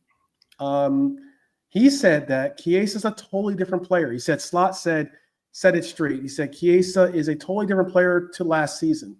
He said, honestly, you can see it. Last year, he barely got going, just 14 appearances, battling fitness issues and never really looking comfortable. But now he's coming off the bench and opening up, obviously, off the opening night against Bournemouth, scores the crucial third goal in a 4-2 win, and looks sharp, hungry, and confident. Chiesa spoke about how hearing the songs and knowing the influence of the moment really impacted him with Jota, and how he had formed a relationship with Jota himself. You know, it's not like this was like some new player that was new to the team and didn't have any type of connection or bond with the player as well. But Slot pointed out that this time Chiesa had a full preseason, so that created rhythm, and he looks fitter, he looks sharper, and ready to be a game changer. And don't forget, Slot also name-checked Rio for, he's our 16-year-old talent. I don't know why he's doing that, other than to possibly, keep him humble. But he was saying he was the only other attacking option on the bench. And that tells you where Chiesa's importance is right now. Do you think Chiesa can finally live up to the hype this season, or is he going to be more of a super sub weapon? Lee, what do you think? Yeah, I think that could be a good role for him. I think he can definitely start a load of games as well if we don't bring Isak in, because he will be needed at times. But I think he could have a really good role as a super sub, as a late decider. I mean, he certainly changed the flow of the game against Bournemouth, didn't he? Because that was quite a difficult moment for us, like not long after they'd equalised. But he pounced, didn't he? And it was all good from there. But I think he can do that again repeatedly for us, And I do think he can play some full games as well. I mean, even if we do buy Isak, I think there's still a role for him. We've lost quite a few forwards now. So, I'm the opposite with that one. And the only reason why I look at it is Chiesa did score a few goals for Liverpool last year when he had come on. Let's be real. Mm-hmm. Yeah. Mm-hmm. And if we had Isak on the bench, or Ekatike on the bench with Isak starting, and we needed a goal or whatever, all right, he ain't playing Chiesa. Let's be real here. Let's be realistic here. I just think the reason he has to say these things, because A, he's a Liverpool player. You can't just badmouth him. And the fact that he's got no other players on. You're not going to put young Rio in. I don't think he trusts young Rio just yet. Obviously, like you said, 12th man, he's going to he's stepping up, but they do it in different stages here. You know what I mean? He'll be part of the match day now where he wasn't before. Back, Rio was a youngster that was in the academy before last year. He obviously, towards the ending of last year, they took a little bit more notice of him. He's had, he's shown what he can do in pre-season. Now he's one of those guys where it's like he's been promoted, but he's not going to just start like that or come off the bench. He's now just getting used to the ideas of training with the A-listers. Do you see what I mean? The big mans. And Chiesa is always going to start ahead of him. Let's not get that twisted. But if we sign a striker or two, probably one, Isak, he ain't coming on. He's just gonna be the same old with Chiesa. Wow. And this is not something that I have a problem with, because I do like Chiesa. I wish he did get more opportunities. I've always said this. Salah had a great season last year, but in some games, we want to win all the medals, don't we? We want all the belts, as Cal would say. I'm Coppish. And if Salah does have a game where he's a little bit quiet, or he's not really contributing too much, give him the break, because he's always playing. Play Chiesa. The only way to get match fit and be well, is by playing games, proper games, not reserve games. Give him that opportunity. And if he's not good enough, you sell him, or you loan him out, or you do whatever. So I don't think he's going to get many games if Isak comes on. It's a shame, because I rate Chiesa highly. He took that goal lovely, and I just think he just doesn't rate Chiesa. But he's not going to say on a press conference that I think he kind of said, "Well, I don't have many options," and it was just Chiesa and Rio, so I had to put Chiesa on. But he's not going to diss him. He's not that kind of guy going to disrespect him in public. You know what? This guy's just, always got injuries. Isn't the same Chiesa, we need him sold or anything like that. They just can't do that. And I think it's just it's for the media how he addressed Chiesa and how he rates Chiesa. It's a shame, because I want him playing, but I just don't see Chiesa starting. And if he does, then I would be okay. I'll put my hand up and say wrong, but I just don't think that he's going to get the opportunities as I think. Okay. He will get He will get opportunities. Sorry, last bit. He will get opportunities if we don't buy another striker going forward. Or forward. Yeah, I know what you mean. Yeah. Okay. Because I think if we get another striker, I don't think that impacts his substitutions. But if we get a Rodrygo or someone like that, then that's a different story. I did put an audience poll in there, so if you guys want to give a stab at that, that'd be good. Will Chiesa score 10 plus goals for Liverpool this season? That's overall competitions, not just in Premier League. Will he score 10 plus goals? I think he will feature in our cup matches, by the way. I think he'll be a starter in the League Cup and the FA Cup matches that we'll have, that we'll take part in.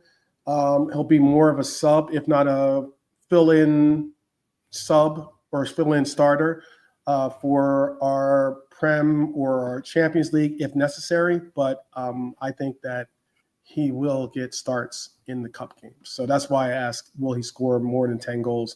Baz says no. Lee, do you say no as well? Or are you more? Don't know if he'll get 10, but I'd back him to score a reasonable amount as a super sub, I think he could score maybe 6 or something this season, 7 at a push. If we give him enough chances. Okay. If we get knocked out of a cup as well, or 2, and he's not playing Champions League or something like that, he ain't getting that. It's as simple as that. Yeah. It depends on how deep we go into the cup competitions. I agree with that. I just don't understand why, again, I really do rate Chiesa. I don't want him sold. I think for 12 million quid or whatever we spent on him, he's a great player to have and keep. And he's only 27, something like that. He's why do people not realize, and this is not a criticism on anyone's comments or anything like that, but is he not an important player? Is he not he's definitely world class, because he plays for plays for the Italian national team. Yeah. Is he really a player that you can bring on against your Plymouths of this world and your Southamptons and your Blackburns? Why is he not playing against your West Hams and your Wolverhamptons, or even? That's the part of rotation I would like to see Arne Slot use, to be honest with you. I do plan on doing a featured segment, not necessarily in this episode, but like coming up. I'm gonna hold off to see what he does against Newcastle, but yeah, I know Brian has had some he's had some issues with some people's takes. He goes about with his rotation, or how he goes about his about playing a core number of players, 13, 14 players, as being his core of rotation. And I actually do have something that I have lined up to address that. But there is also another thing that I want to discuss, and that was something that was brought up yesterday. Because yesterday I was asked two questions, one of which I got to answer, one of which I noticed that I didn't get an opportunity to answer. So I'll do my best to ask that question and answer it this time.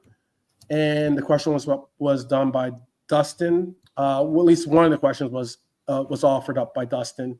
And the initial question was about, I think it was by AR, I think, who asked it. I might be wrong, but they basically asked, what did I believe was the cause of what was the major cause for our defensive frailties? You know, what is making us weak, or what created the circumstances that we saw the team have to go through against Bournemouth, even against Crystal Palace at times. And I mentioned the fact of, in my opinion, I think it's Gravenberch. That's why I did the feature, my player feature being Gravenberch yesterday. And I just think that Gravenberch is an essential part of our club. I think that there's people that are trying to push him out of being our DM, and I think that's short-sighted, because I think that Gravenberch, unlike before on the clock, didn't find a place as an 8 for us, and wasn't able to really find a place as an advanced midfielder. But he has certainly created himself not only a place, but a standing as being a hybrid DM. He has been someone that, obviously, being the player of this young player of the season, and also being in the player being a player in the team of the year, says enormous shouts for his development and his commitment to making the position his own. So I saw a piece too that was very interesting. It highlighted some of the reasons why even Gravenberch's absence from the team affects other players on the squad. There was a very good piece. I'll make sure to look back and find it in my notes. But there was a very good piece done that highlighted about how Kirkes has had a subpar run so far. With Bournemouth, Kirkes has been a player that got to go, just utilize his pace, going back and forth, up and down the pitch, burning up the left side, basically. And it's why he had, I think, 5 assists last year, and he was able to get his crosses off and the likes. And he was one of the reasons why we were very, very interested in his play. It wasn't because of his defense. It wasn't because of his ability to hold structured lines and the likes. It was more his pace and his ability to create offense. In the game, this breakdown was very interesting, because in the breakdown, they showed against Crystal Palace and especially against Bournemouth, Kirkes isn't doing what I just spoke of being his big traits. He was having to invert and more, track back more. And the reason why he was having to do those things is because Gravenberch, who opens up the pitch for our wingbacks or our wingers, or not wingbacks, but or our wingbacks or our fullbacks to do what they do, which is go forward. Because Gravenberch wasn't a part of the scheme, it created a substantial gap in the ability for us to hold the width, to hold the midfield. And he is easily one of our best solutions to stopping counterattacks. He is someone like Slot pointed out that against Bournemouth's second goal, against Bournemouth, our second goal came because they switched play without anyone shutting it down in the midfield. Slot also went on to say, if Gravenberch was there, and this isn't me saying this anymore. This is Slot saying this, by the way. This is our coach saying this. If Gravenberch was there, he snuffs that out. And if you remember last season, whenever Ryan played, he did cover those spaces. This is big because it shows Slot believes we already have the personnel. It's just about the right usage. It's about the acknowledgement that Gravenberch is a substantial portion of our team. And he is, I know some people don't want to hear it. They don't like the concept of him being it. But Gravenberch is our DM. Hybrid hybrid DM, however you want to classify it. Well, we were all the poorer for not having him against Bournemouth, weren't we? Midfield wise. Absolutely. When we're playing many attack-minded players at once, the way that we were playing against Bournemouth, the way we'll be playing against when we go up against Newcastle, you've got to recognize that a player like Gravenberch makes a difference. It definitely makes a difference. But you know something? It's not just him. 100%. He definitely holds the base there, and he offers protection to Ibrahim Konate and Van Dijk, and he can also slot in the quarterback roles as well. You know, when we lose possession, because he doesn't go so forward, because he's instructed to, to just hold the fort, so to speak. But when you look at what we've got in the last couple of games, we've got a lot of players bombing forward. If you look at the 2 goals that we conceded, and I'm not knocking Szoboszlai, who had a good game, to be fair. Yeah, he was very creative and stuff like that. But he twice lost possession, and they were straight through. Mm-hmm. So our thing is, if we, a lot of players, even like people like Curtis Jones, for example, Curtis Jones gets his stick. But a lot of the times is because he's been instructed to not do anything else but whatever the manager's told him. Mm-hmm. So what happens is, essentially, when you have Salah, Cody Gakpo, Ekatike, Wirtz, McAllister, and who was Szoboszlai, they're all attack-minded players. And if you lose possession high up here, you're left with someone like Kirkes who is still learning the role at Liverpool, yeah? We didn't have a great game, to be fair, in the last game, yeah? You got Van Dijk exposed. And remember, he's in his 30s now as well, all right? He's adapted. Ibrahim Konate, whose head is not maybe there at the minute. And then, obviously, Frimpong, who was playing with a hamstring injury or felt something. You're left with issues, innit? And then the thing is, it's important, of course, like, Gravenberch is going to play against Newcastle, hopefully. And we'll see the difference if that's actually the issue. But we have got a lot of attack-minded players. And I think what it is like, if you keep possession better, especially McAllister and Szoboszlai, and you're a little bit more a bit more, not defensive, but a little bit more neutral and not go too forward, you then have protection at the back on the back line. Mm-hmm. And I don't think there was enough of that, and that's what potentially caused us to concede those goals. Or the imbalancement is not correct at the minute, but the balance will be corrected as the season goes by. And remember as well, there's a huge factor of new players bedding into this team as well. So as soon as everyone starts to recognize what their role is and how Liverpool play, it's not something you can just watch on video. You have to actually play the game. When they do their their detailing and stuff like that for each game. You do this, you do that, you stay here. That you actually have to play the game as well to understand it and be like, well, okay, videos and conferences and stuff like that is not just the only thing. And I think it will happen in time, innit? And but one thing I am worried about is Gravenberch. I get it. He's still very young. Obviously, funny enough, today I actually watched a game when he played at Anfield when he was I think he was at Ajax, the season where we had no fans in, and I watched him like control that midfield. He was brilliant in that game as an 8.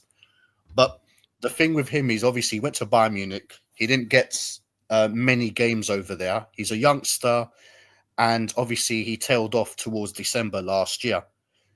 It'd be nice to obviously, because if he gets injured again, if he does pick up injuries this season or anything like that, then we have this problem again. So we need to be very careful with him as well, because like you said, he's vitally important. But I think there is a lot of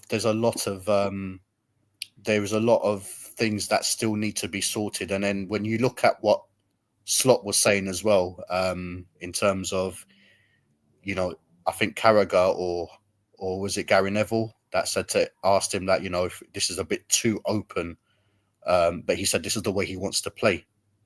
So if he wants to play this attacking minded way, he needs to kind of get that balance correct. And I think, he needs to at least have at least one or two protection there, because all the others that are forward thinking, let them go and cook. You guys, you stay at the back or you stay in the middle and make sure that they don't get into our defense, basically. Well, that's one of the issues, is that Kirk has been doing what Robbo was doing for us last year, and people cooked him for. And that is he's being asked to not go forward. He's being asked to stay with that back line so that at least when Frimpong is going forward, there's at least the three of them to give coverage in that back line, and normally Kirk is used to being, wild and free and going up and down the left side, like there's no end in sight. He can be adaptable though, 12th man. I think when you look, they targeted him against Brighton at Bournemouth. They targeted him because they knew him. And they obviously put Semenyo in there to kind of like, bully him off. And to be fair, their tactic worked because Semenyo played really well. That's not to knock Kerkez, but obviously Kerkez, it's his first game at Anfield, playing against a tough player who ran him ragged. Let's be real. The fact is he still needs to learn it. The only issue that I have with this guy is he's still quite young. He just needs to be very careful, because a lot of the times where he was going forward and he was coming back, he put in some real harsh challenges. And, he did reckless some reckless. Exactly. These could potentially be like in a bigger game against a Real Madrid or a Man City. That could be a red card. Or potentially cost him an injury. So he needs to be careful. But I'm pretty sure, like Slot said, I think these players, all right, they've all got their different timelines where they're going to be, they're going to get better. Some will take it. Some will take it easier. Just because you play in the Premier League like Kerkez has, doesn't necessarily mean you're going to start as a star at Liverpool. It just means that you've got experience, but you've got to learn the Liverpool way. And I think some of these players will adapt in time. Some will take a bit longer. Well, there was another question too that got asked, and I want to see what Lee thinks about this one. Dustin asked me a question, and I started, but I didn't get a chance to answer it. And basically, he asked me this question. He said, which player on our current squad under 25 years old would you most like to see retire as a Red? Now, you can call me sentimental. I'm sure some call me worse. But my answer to that question was Curtis Jones. The kid bleeds Liverpool. He's obviously see scouts through and through. He has connections to the city that make him invaluable. You can say what you want about that, but I think that does make a real difference. It really does make a difference to have someone that connects the team to the city. That local connection is the heartbeat, I think, of the club. And strategically, my answer would be different, though, if I didn't have to go with the sentimental aspect of it. But I'll give you my other answer. But before I do, I'm going to ask Lee, then I'm going to ask Baz for what their answer would be. And if you need me to give you the players that are under 25, I can tell you. For the under 25 category, I'd say maybe for Wert or Etihad are both still very young, aren't they? The thought of them being here, their whole career is an interesting one, a nice one. Okay. Sometimes less likely with foreign players because they like to go back to their country of origin at some point at the end of the career, but they'd be good ones. Okay, so Ekitike is your choice. Got you. How about for you, Lynn? I can see where you're going at, 12th man, with the sentimental thing and the scouts thing as well. It's important. I'm surprised the scouts didn't. The scouts in the house didn't say that, but okay. Left Curtis Jones out in the cold. No, I don't think he did. I think. I'm playing with them. Yeah. Curtis Jones is important because you definitely need that core, that heartbeat. I know what you're saying. You're right in that sense. Yeah. I don't know about that one though. I can see what you're saying, and I will hear that. But in terms of 25-year-olds, 25 or younger, yeah, 25 or younger, it's very difficult. I mean, you could point to the. He asked. So I didn't even include 25-year-olds. I only included you had to be 24 or under. Yeah, I mean, I could say. I'll give you the list. I see Adam said Verts. I'll give you the list. I was just going to mention Verts, but it really depends on how Verts performs as well. Because if he comes in and he stinks and up, he's a bust. Yeah, exactly. Yeah, go on. Give me some lists, and I'll give me a list then. And I'll see if Lee changes his answer or not. Marmardashvili is 24. Dom is 24. Curtis Jones is 24. Reese Williams is 24. Frimpong is 24. Ekitike is 23. Gravenberg is 23. Verts is 22. Elliott is 22. Calvin Ramsey is 22. Connor Bradley is 22.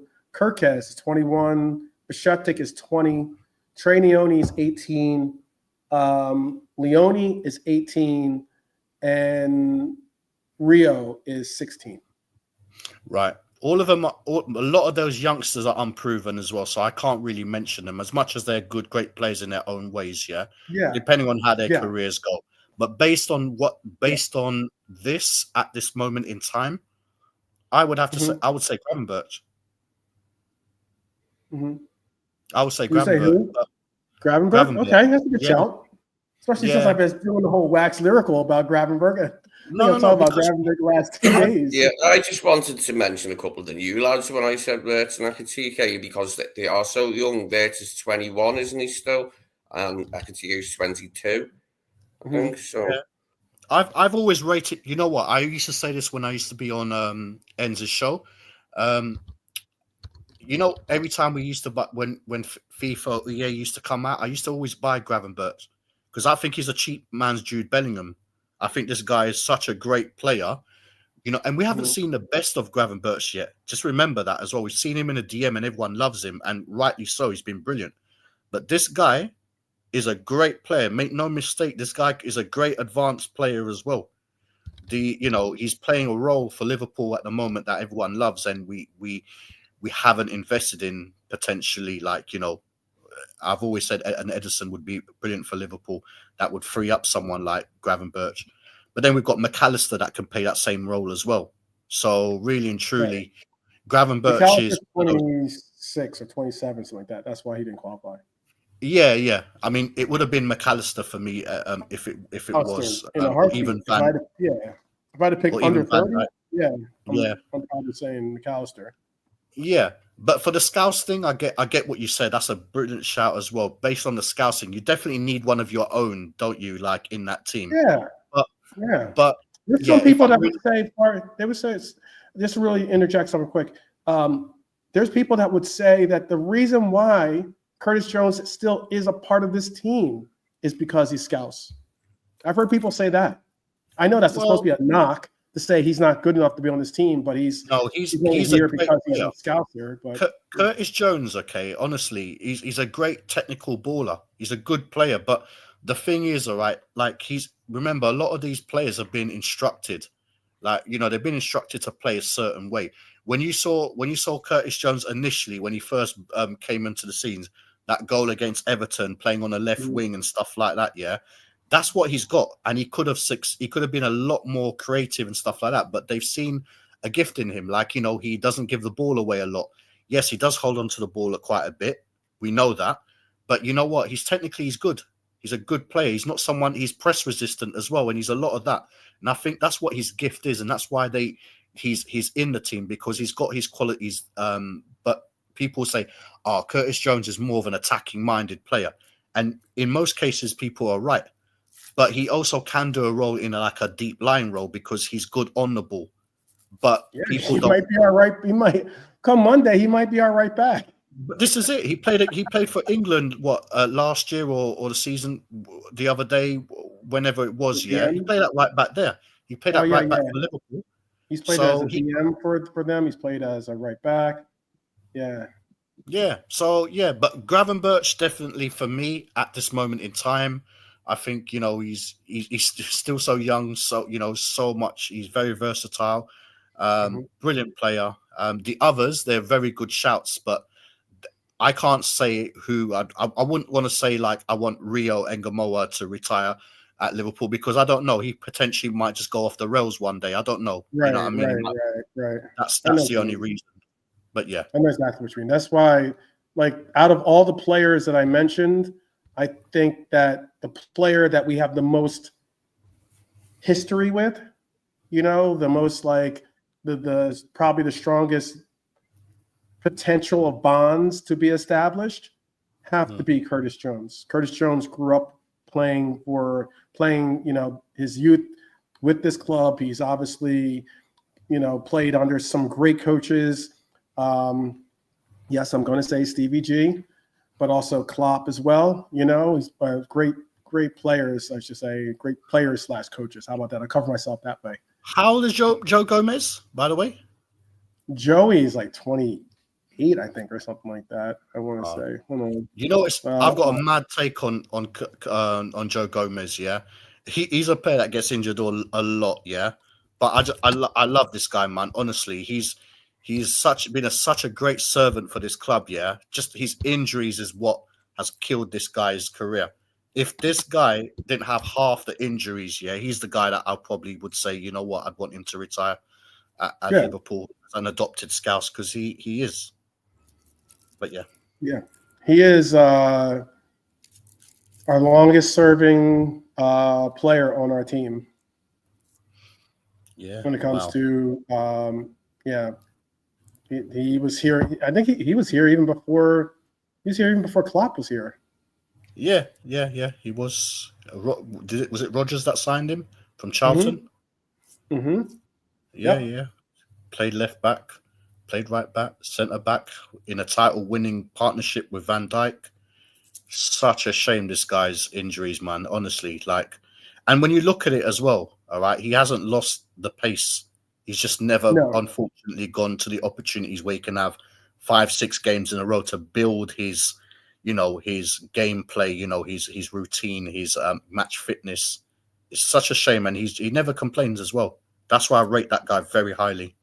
He is arguably the best partnership that Virgil van Dijk has ever had, statistically at least, has been when he partnered with Joey Gomez.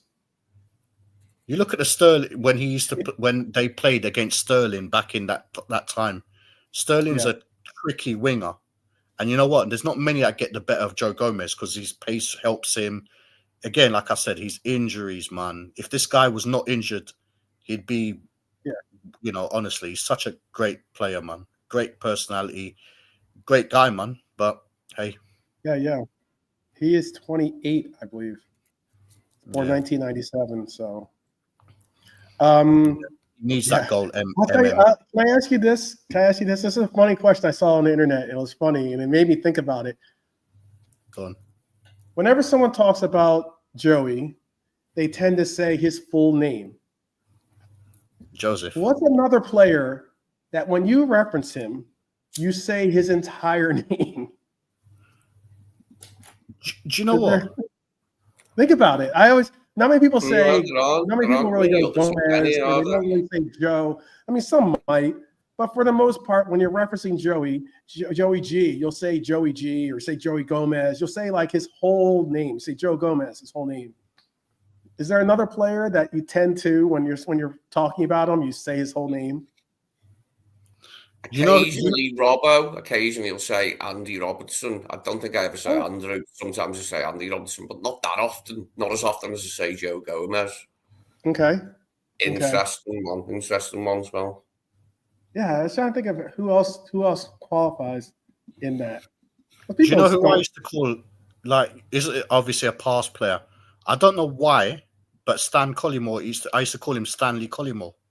Oh, okay. I don't know why. I used to say Genie Wijnaldum a lot rather than just Wijnaldum or Genie. I'd usually say Genie Wijnaldum because it's always it's a nice word to say, Genie, isn't it? Like Michael Thomas. Yeah, it was interesting. I saw the tweet. They're like, "What other player other than Joey Gomez do you when referencing him do you say his entire name?" And I was like, "You're right. Very rarely do you just say, oh, Joe this or Joe that. Very rarely do you even say Gomez this or Gomez that. Normally I call him Joey G, to be fair. Yeah. Yeah, normally like when I'm on stream, it's Joey G, really. But obviously when we're talking about him there, it's Okay. Some people they're putting in some names that they tend to say. Don't say Alonso, you say Xavi Alonso, okay. AR says he references Joe Cole. Okay. So there must be a clue in that Joe Cole one because it's a short name like Joe Gomez. Short names, aren't they? Yep. Connor Bradley. Ivan Leonardson. Well, that's it. Saying Dominic Szoboszlai or Alexis McAllister is a bit of a mouthful. And Ryan Gravenberch, actually. So, Stephen McManaman. Yeah. Oh, God. I just thought that was a funny quote. And I was like, you know what? That's right. Anytime I talk about Joey G, I either say Joey G or I say Joey Gomez or I say like a variation of mentioning his first and last name for the most part. I rarely just say Joe did this or Joe did that. I can't think of there's some good shouts. Connor Bradley's a good shout. I think every time I talk about Bradley or Connor, I don't say either of those. I say Connor Bradley. I say his full name. Yeah. JP is saying, obviously, if the rumours of Adam Wharton to Liverpool is true, I don't see a future for Curtis Jones. That's a shout as well. But I think with Curtis Jones, I think because he's a bit more versatile, I think that's what keeps him in his team, to be fair. I think if he wasn't versatile, I think, he potentially is an Aston Villa or a Newcastle player. Okay. I guess you could say those players have like long names. Because people and they're known by one name, like Neymar or Ronaldinho or something like that. I guess that technically could be seen as using their Robbie Jones. Their names. That's just like Bobby Firmino, like as in he's got. If you were ever to read his actual name, yeah, you might That's run another out. player. Adam saying Robbie Rob Jones, man. What a brilliant right back. He never scored a goal for Liverpool either, bless him. But yeah, he was another player that, injuries that got him. But his debut against Ryan Giggs, man just signed from Crewe, playing against Manchester United. Ryan Giggs absolutely kept Giggs in his back pocket. What a brilliant player, man. Even played left back, didn't he? When we bought McAteer, I remember that. Yeah. I'm pretty much sticking with my Curtis Jones as being my sentiment for the 25 under. But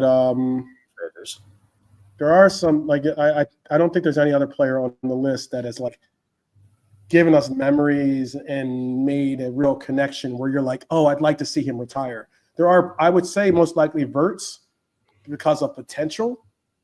But that's what it is, isn't it? Potential, because all these other players, right? These other players like Rio for me is really exciting. I mean, honestly, I want to see Verts, obviously, but when I guess when I look at myself like in the football, I'm thinking, well, I played on the left wing. I mean, I think Rio's a brilliant player. Those guys that just beat defenders and do those skills, you want them in your team, innit? Like techie ones, innit?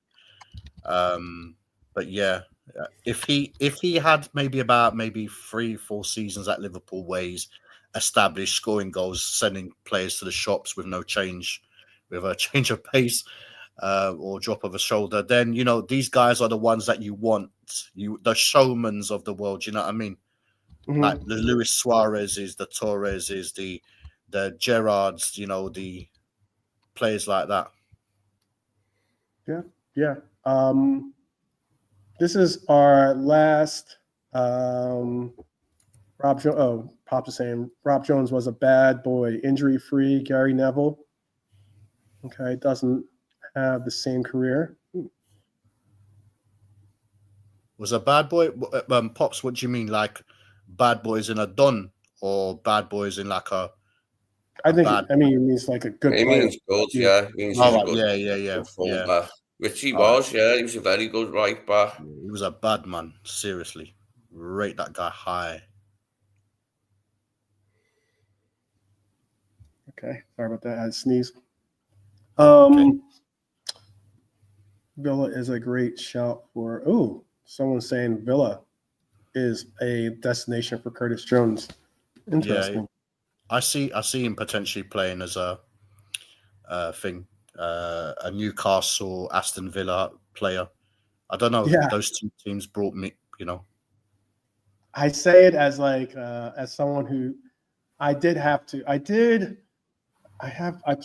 the EA soccer game, right, or football game, and I will admit, all transparency, in case Nawante calls me out for it, I said that I would probably want him to retire as a Curtis Jones, but I did transfer out Curtis Jones from my team on the video game. At least I did transfer him out, but it was for good reasons, people. It was for good reasons. Yeah, I did a player swap to Fulham, and I swapped him for Anthony Robinson, and trust me, it worked out well for me. Anthony came, joined the club. We won the quad, and then Real Madrid purchased Anthony Robinson from me for a song. Actually, they actually really spent a lot to get him from me, so it worked out in the virtual world. It worked out. And Curtis Jones is now starting for, or on my video game, he's starting for Fulham. Oh, happy days for him. You don't even want to know what happened to Elliott on my team. Harvey Elliott plays for Manchester City in my video game. It's horrible, and he starts for them. By the way, he's like one of their best players. They have ceilings. These youngsters, you know what? Honestly, I think if Harvey Elliott didn't have someone like Salah and Liverpool just like played him, it would have toughened him up. It would have toughened him up a lot. Like obviously we know, like when I look at Elliott, I think he's a great player. He's very attack minded, but he does get pushed off the ball easily. He does pick up little injuries here and well, not little injuries, but like injuries that he's come back from, you know, when he dislocated his ankle against Leeds or wherever it was, you know, he's come back from some like fairly serious injuries and he's come back and he's always been there. But the problem is if you don't get a good run of games, you're never going to fulfill your potential, are you? And that's just a shame. I certainly hope wherever he goes, it goes with it's a heavy heart that I'll accept him to go. But I hope he does well. You know, I hope he does well wherever he does go. If he does, he's a brilliant player. Agreed. I agree with that completely. Let's get into this last section. I know it's late for the guys and for some of you out there. It's just mid-afternoon here, so but I am getting close to dinner time. So before we look ahead, because we'll have a preview for our Monday night game of Liverpool's trip to Newcastle. Let's take a look at what's in store for the rest of the Premier League this Sunday. These 3 fixtures, I think. There's 3 games on the slate, right? Each one has its own little storyline to keep an eye on. First up at 2, well, I'm not going to give the time because the times are my time, but I think it would, or maybe I think they are your time, actually. First up at 2 p.m. 2 p.m., right? Okay. Forest. Yeah, Crystal Palace is hosting Nottingham Forest. This one is spicier than it looks. Forest denied Palace a shot at Europe, if you remember, last season. Palace will absolutely be out for revenge. Add in the fact that Palace have lost Eze to Arsenal, and you've got a club with something to prove. They've also throw in the extra drama that I spoke on about Forest and their own coach and what's going on with that. That's going to be a very interesting game. Also at 2 p.m., it's a big day for Lee's dad and his brethren because Everton have their debut at their brand new £800 million stadium. Toilet, you mean? Well, it's £7.50 for the sausage roll. Exactly. You got to pay that £800 million down some way. No, yeah.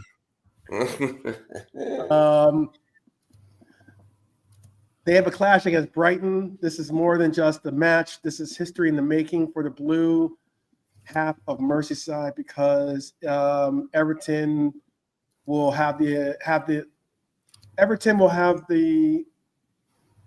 privilege of being one of the highlight games for Sunday.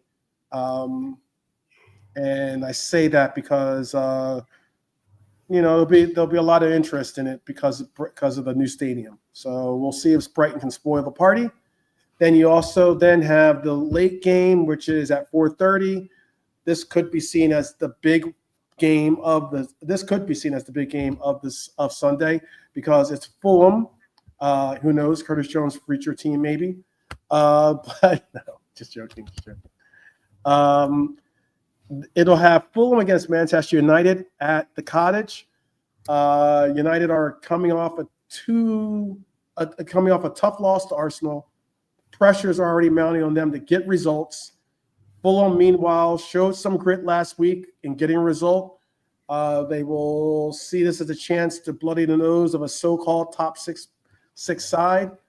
I think it's more of a pretender to the top 6 than it is an actual top 6 participant. But all the same, the late Sunday kickoff could really shake up things in the table. So while we wait for those Sunday matchups, I'm going to ask the panel, and I'm asking you guys in the chat too. Which of these games do you think has the most riding on it? Palace versus Forest, Everton Stadium, the debut, or maybe Fulham versus United? which do you think is the biggest game? And then, if you can, do what Adam did and just give your score, or who you think is going to I win the have to game. say that, to my knowledge, Fulham's record against United is atrocious, not just in recent years, but in general. Staggering. Even at home. Yeah, so I'd be expecting United to win that coming back from the Arsenal game. Okay. Hope they don't. May have point out, but I think they might well do that. United get a win under their belts. Okay. I'll be interested to see the Everton result from my dad's point of view. I don't know if I can be arsed watching the match, but I will be watching us against Newcastle, so I'll have to go to my dad's for that. So I've got to be wishing him well for this weekend, haven't I? I'm sure it could be an enjoyable time. Your dad's a nice guy, probably, no doubt. But sorry, man, like his team's a dead team. I was long a Liverpool fan before I even knew my dad supported Everton. Didn't see him between the ages of 7 and 14, and by that time, as well as he confirmed the red. Fair enough. Okay. So, all right. So I think Forest will beat Palace. I think since he signed that contract, that Morgan Gibbs White has been like prime Zidane, man. He's been brilliant. I do think Forest will beat Palace. I'd probably go along the 2-1 scoreline. Everton, you know what? I think this is a tough game, for Everton to open up their new stadium with. I do actually see a upset coming. I actually think Brighton will beat them. In terms of the biggest game, I think it will be the United-Fulham game, and only because I think people are going to want to see how Benjamin Tesco and Mbeumo and Cunha, because they played well against Arsenal. Let's be real, even though they're their club, but they did. Yeah, so people are going to be thinking, okay, well, look, they're not playing many games now. They're just they got the Premier League to play for in Europe. They brought in some big signings, as in like some big players that are going to do well. And they did well. They did very well. So I think people are just going to wonder the United game. And reluctantly, I think United trash Fulham. Okay. That'd be the game for me to kind of what's the game you're most excited to watch? Well, I'm not excited at any of them, to be fair. They're not Liverpool. But if I had to watch one of those games, as a football enthusiast, not as a football enthusiast, I'd like to see an upset at Fulham. Obviously, I hate the hate of Manchester United more than Everton. I'd want to see. I'd probably watch that game, but I'm expecting Fulham to get beat up. But it'd be nice if they can nick a 1-0 win and give Manchester United something to think about. Okay. How about for you, Lee? As a football enthusiast, what's the one game that you're the most excited to see? It'd be the Fulham United one if Fulham could beat them. I'd find that fairly exciting, and amusing at the same time. So yeah, I'll pick that game as my game of the day there for tomorrow. Okay. Do share us. There's 80 of you or 80 people in the chat. Definitely share with us who you think is going to be. I understand a lot of us, if not all of us, are Liverpool fans. No, we're not excited technically to see any game that isn't Liverpool related. But as a football enthusiast, as someone that just enjoys the beautiful game, what game intrigues you the most out of those 3 games?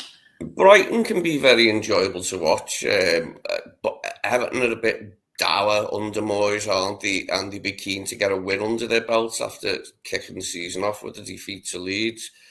I think Everton might just have enough. If they can score a couple of goals, they might just have enough to win that one. But that could be a game with a few goals in it. Like Brighton like to play, don't they? And Everton will to an extent.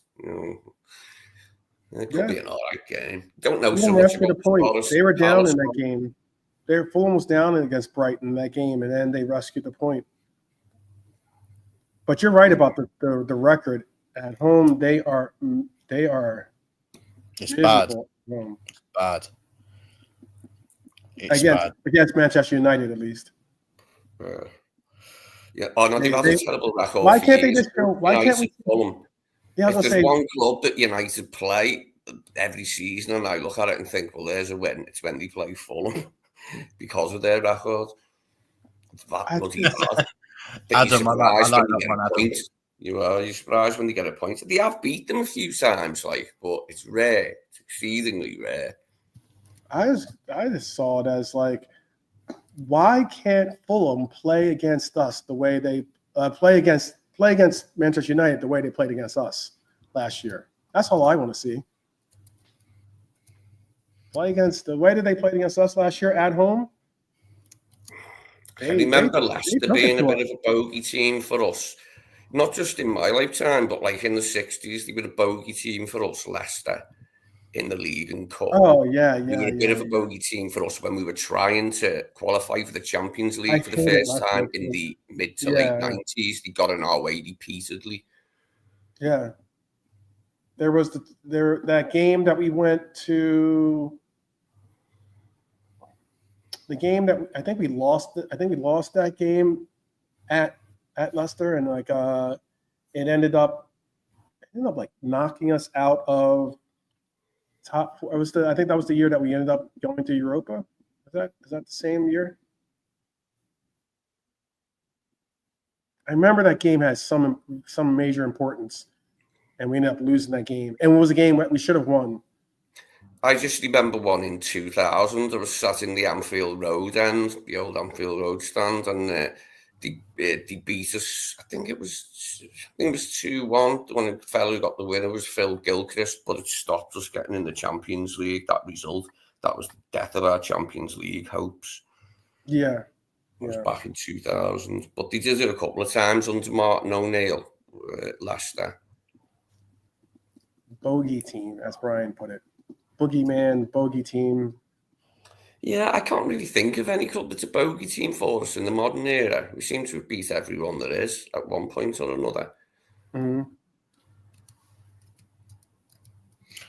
Big up, Rasta. The streets are a little late, but they're always on time. How about that? They're like Ja Rule up in this piece. There you go.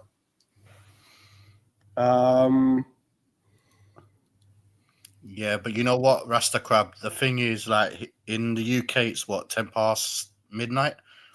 To be honest with you, normally I stay up for watching you guys. You guys are normally you guys do your show quite late in UK time. So yeah, man. Yeah. No, honestly, this game coming up on Monday, like effectively tomorrow now. I'm so in the UK. I'm so looking forward to it, man. Honestly, it's. I know this is probably for another show and that, but it's going to be such blood and guts, and I just hope our midfield turn up for that, because that's where it's going to be won. It'd be fun. It'd be funny if Isak's in the stands in it with a Liverpool kit with his number 9 shirt. Oh, big up. Crab is kicking it with Barnes. Nice. Joe Litton's number 1 fan, Barnes. JP, just kidding. That's what Angel tells me. That's what Chris Angel says. You got a poster of Joe Linton in your study or something. Yeah, just playing. Don't worry, Rasta. As soon as that game's over, we'll be signing him, bro. I think there'll be dialogues and delegates from Liverpool there, man. If you see anyone, if you're watching that game, if you see any of our sporting directors or owners or whatever going on there, then that means something's going to happen.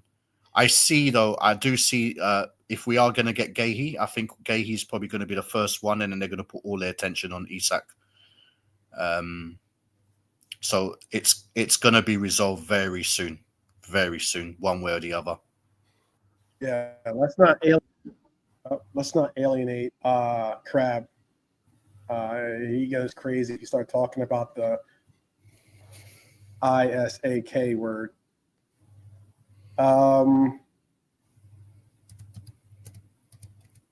Yeah, I don't know. Unfortunately, I think I looked up something to see who's our biggest bogey team. Manchester United seemed to be our biggest bogey team.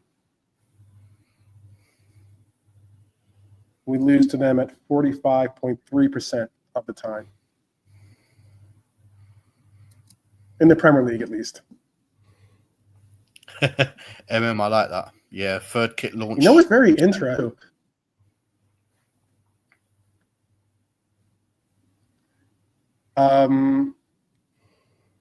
If you look at who is the biggest, this was for 2024, 2025. It doesn't have this year. I'd have to do some rearranging of it, and I'll maybe do that for another segment or something. This is just a makeshift segment. I'm just making it on the fly right now. But I'm looking at this article talking about every Premier League sized bogey team.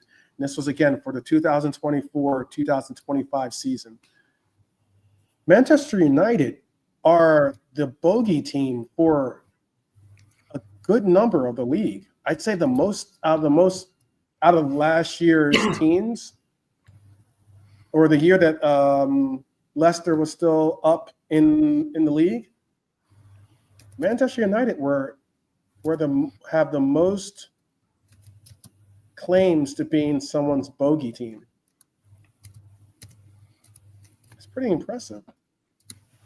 I'll list them actually. How about this? I'll say Manchester United is Arsenal's bogey team, Villa's bogey team by a mile. 68.9% of the time, Villa loses to Manchester United. Everton, Manchester United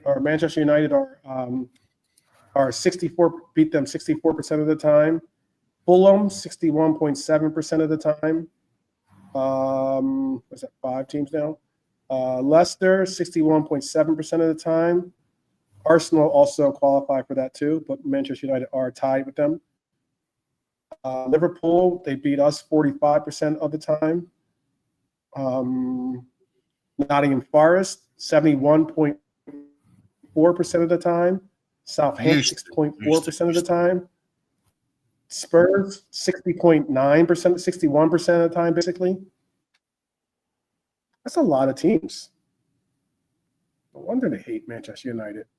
That's all of the Premier League too, but like the entire Premier League up to 2024. That wasn't just 2024, 2025.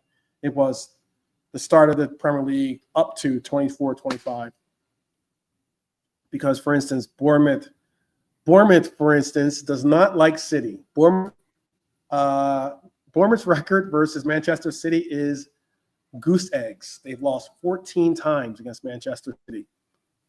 That's horrible. Surprisingly, I didn't guess who Brentford's bogey team is. Who would you guess Brentford's bogey team is, Lee? Arsenal. Chelsea. No. Crystal Palace. Brentford's bogey team is Newcastle United. Oh wow! Nice. I was not expecting that. Brentford has a record of, they have a loss rate of 83.3%. That's pretty surprising. Who's Crystal Palace's bogey team? I'll just give a quick shout out, and then we're gonna end the segment or end the episode in a second. But just having a little fun with this. Who do you think Crystal Palace's is? Brighton. This is Brighton? That's a good shout. No. Lee, Crystal Palace bogey team. Oh, bogey team. I think it's Tottenham probably. What team beats them the most? most often. Liverpool. No. Liverpool. Crystal Palace's bogey team is Tottenham. Chelsea. At 80, they've beaten them 80% of the time. Crystal Palace lose to Chelsea. Unlike, not even this year because they end up drawing with them. But 80% of the time they lose to Chelsea.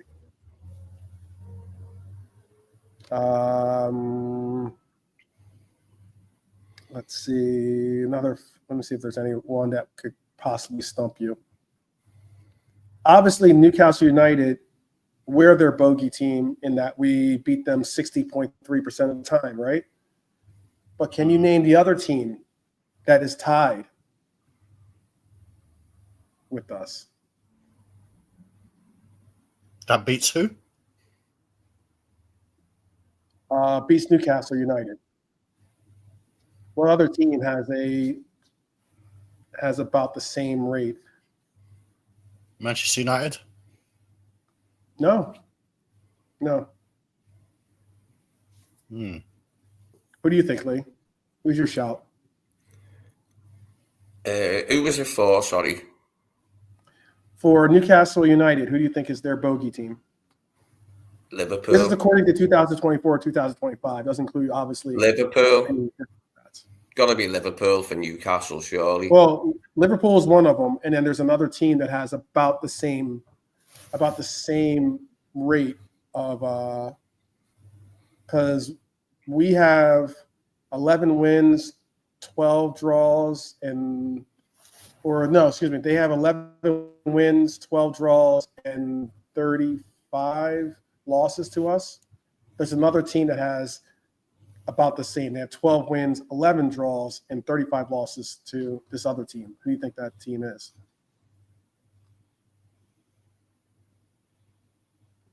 It is not Villa, MM. It would be, you want to take a guess, Art Lee? Man United. I don't know. I already gave all of Man United's ones. Everton, perhaps? Man United too. That's why it was funny. Arsenal. I was going to say Arsenal as well. That was my initial instinct to say them as well as Liverpool, but I seem to remember Newcastle beating them last season. But that doesn't mean that their overall record is much to shout about. Surprisingly, on this list, there are only two teams. This is again from 24-25. It's not this year's team, so it doesn't include Leeds and stuff like that or Sunderland. But according to last year's 24-25, actually, Liverpool are only two teams bogey team. Newcastle United are one of them.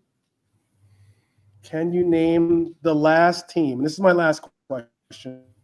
Can you name who is the other team? There's only two teams that we are the bogey team for in the league. In the league, technically, not including the new additions. Can you name the team that we are the bogey team for? Liverpool is the bogey team for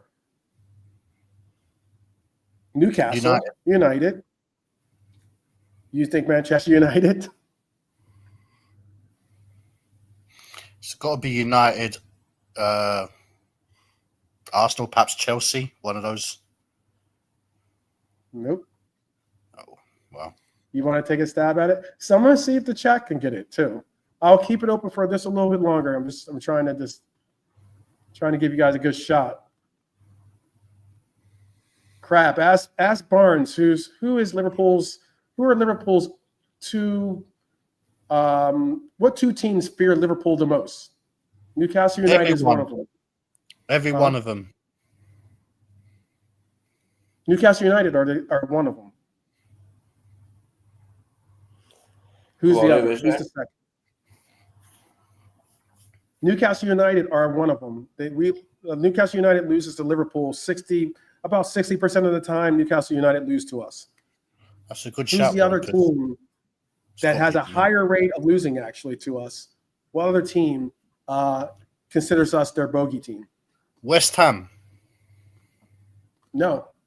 West Ham What? is Arsenal's West Ham's bogey team.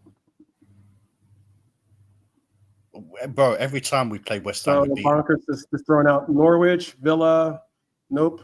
Brighton, nope. For MM. Fulham, nope. Not for MM, nope. Not Fulham.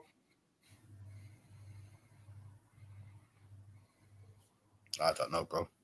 You don't Leave that know? one. Lee, you want to take a shot? No, I don't know. United and Arsenal? Nope. The team that has the second most, or not second most, excuse me, the team that loses to us the most, the team that probably, when they see that they have to face us, it's not Bournemouth. It is Wolves. Oh, All right. The Wolves have played us 20 times in the Premier League era. They've only beaten us twice. They've beaten us twice. They've drawn against us twice. And they've lost 16 times for a rate of 80% loss rate to us. So Wolves don't like playing us. But interesting. It was actually pretty interesting. I don't know. I thought it was fun. Anyway, we're going to end this. I know that we still have a great number of people in the chat. Still got 80 people strong. So please, hopefully, help us make that 50 like min.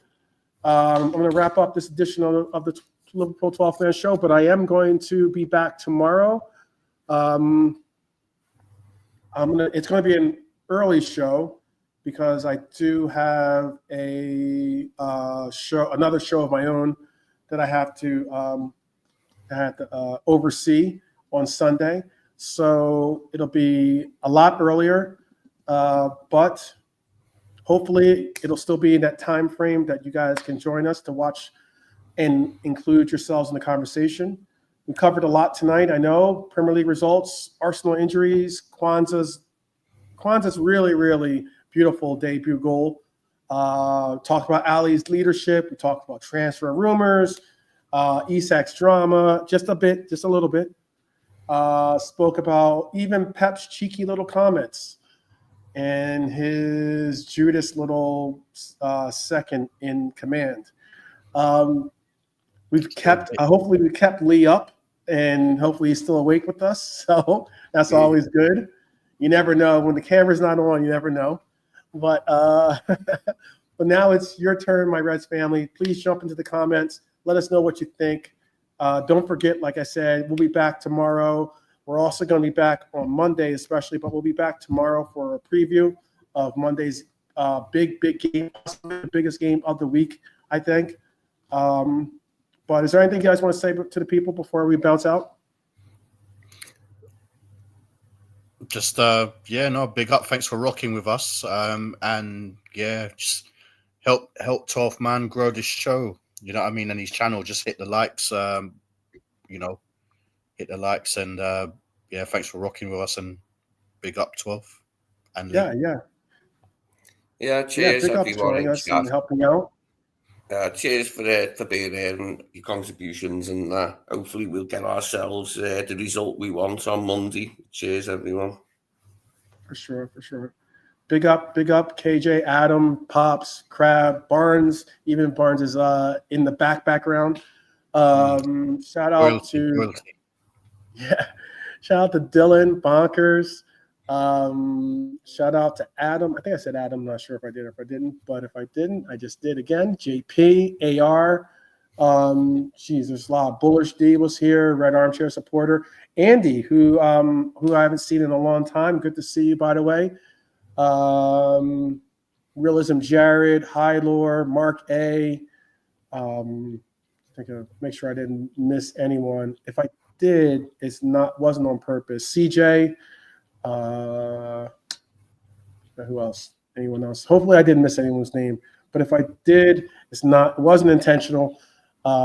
It's more so I'm not trying to keep up the lads here much later than their curfew or their bedtime here. So I'm going to see you guys tomorrow. We'll have a preview. We'll also get into, obviously, reviewing Sunday's games and what the results were.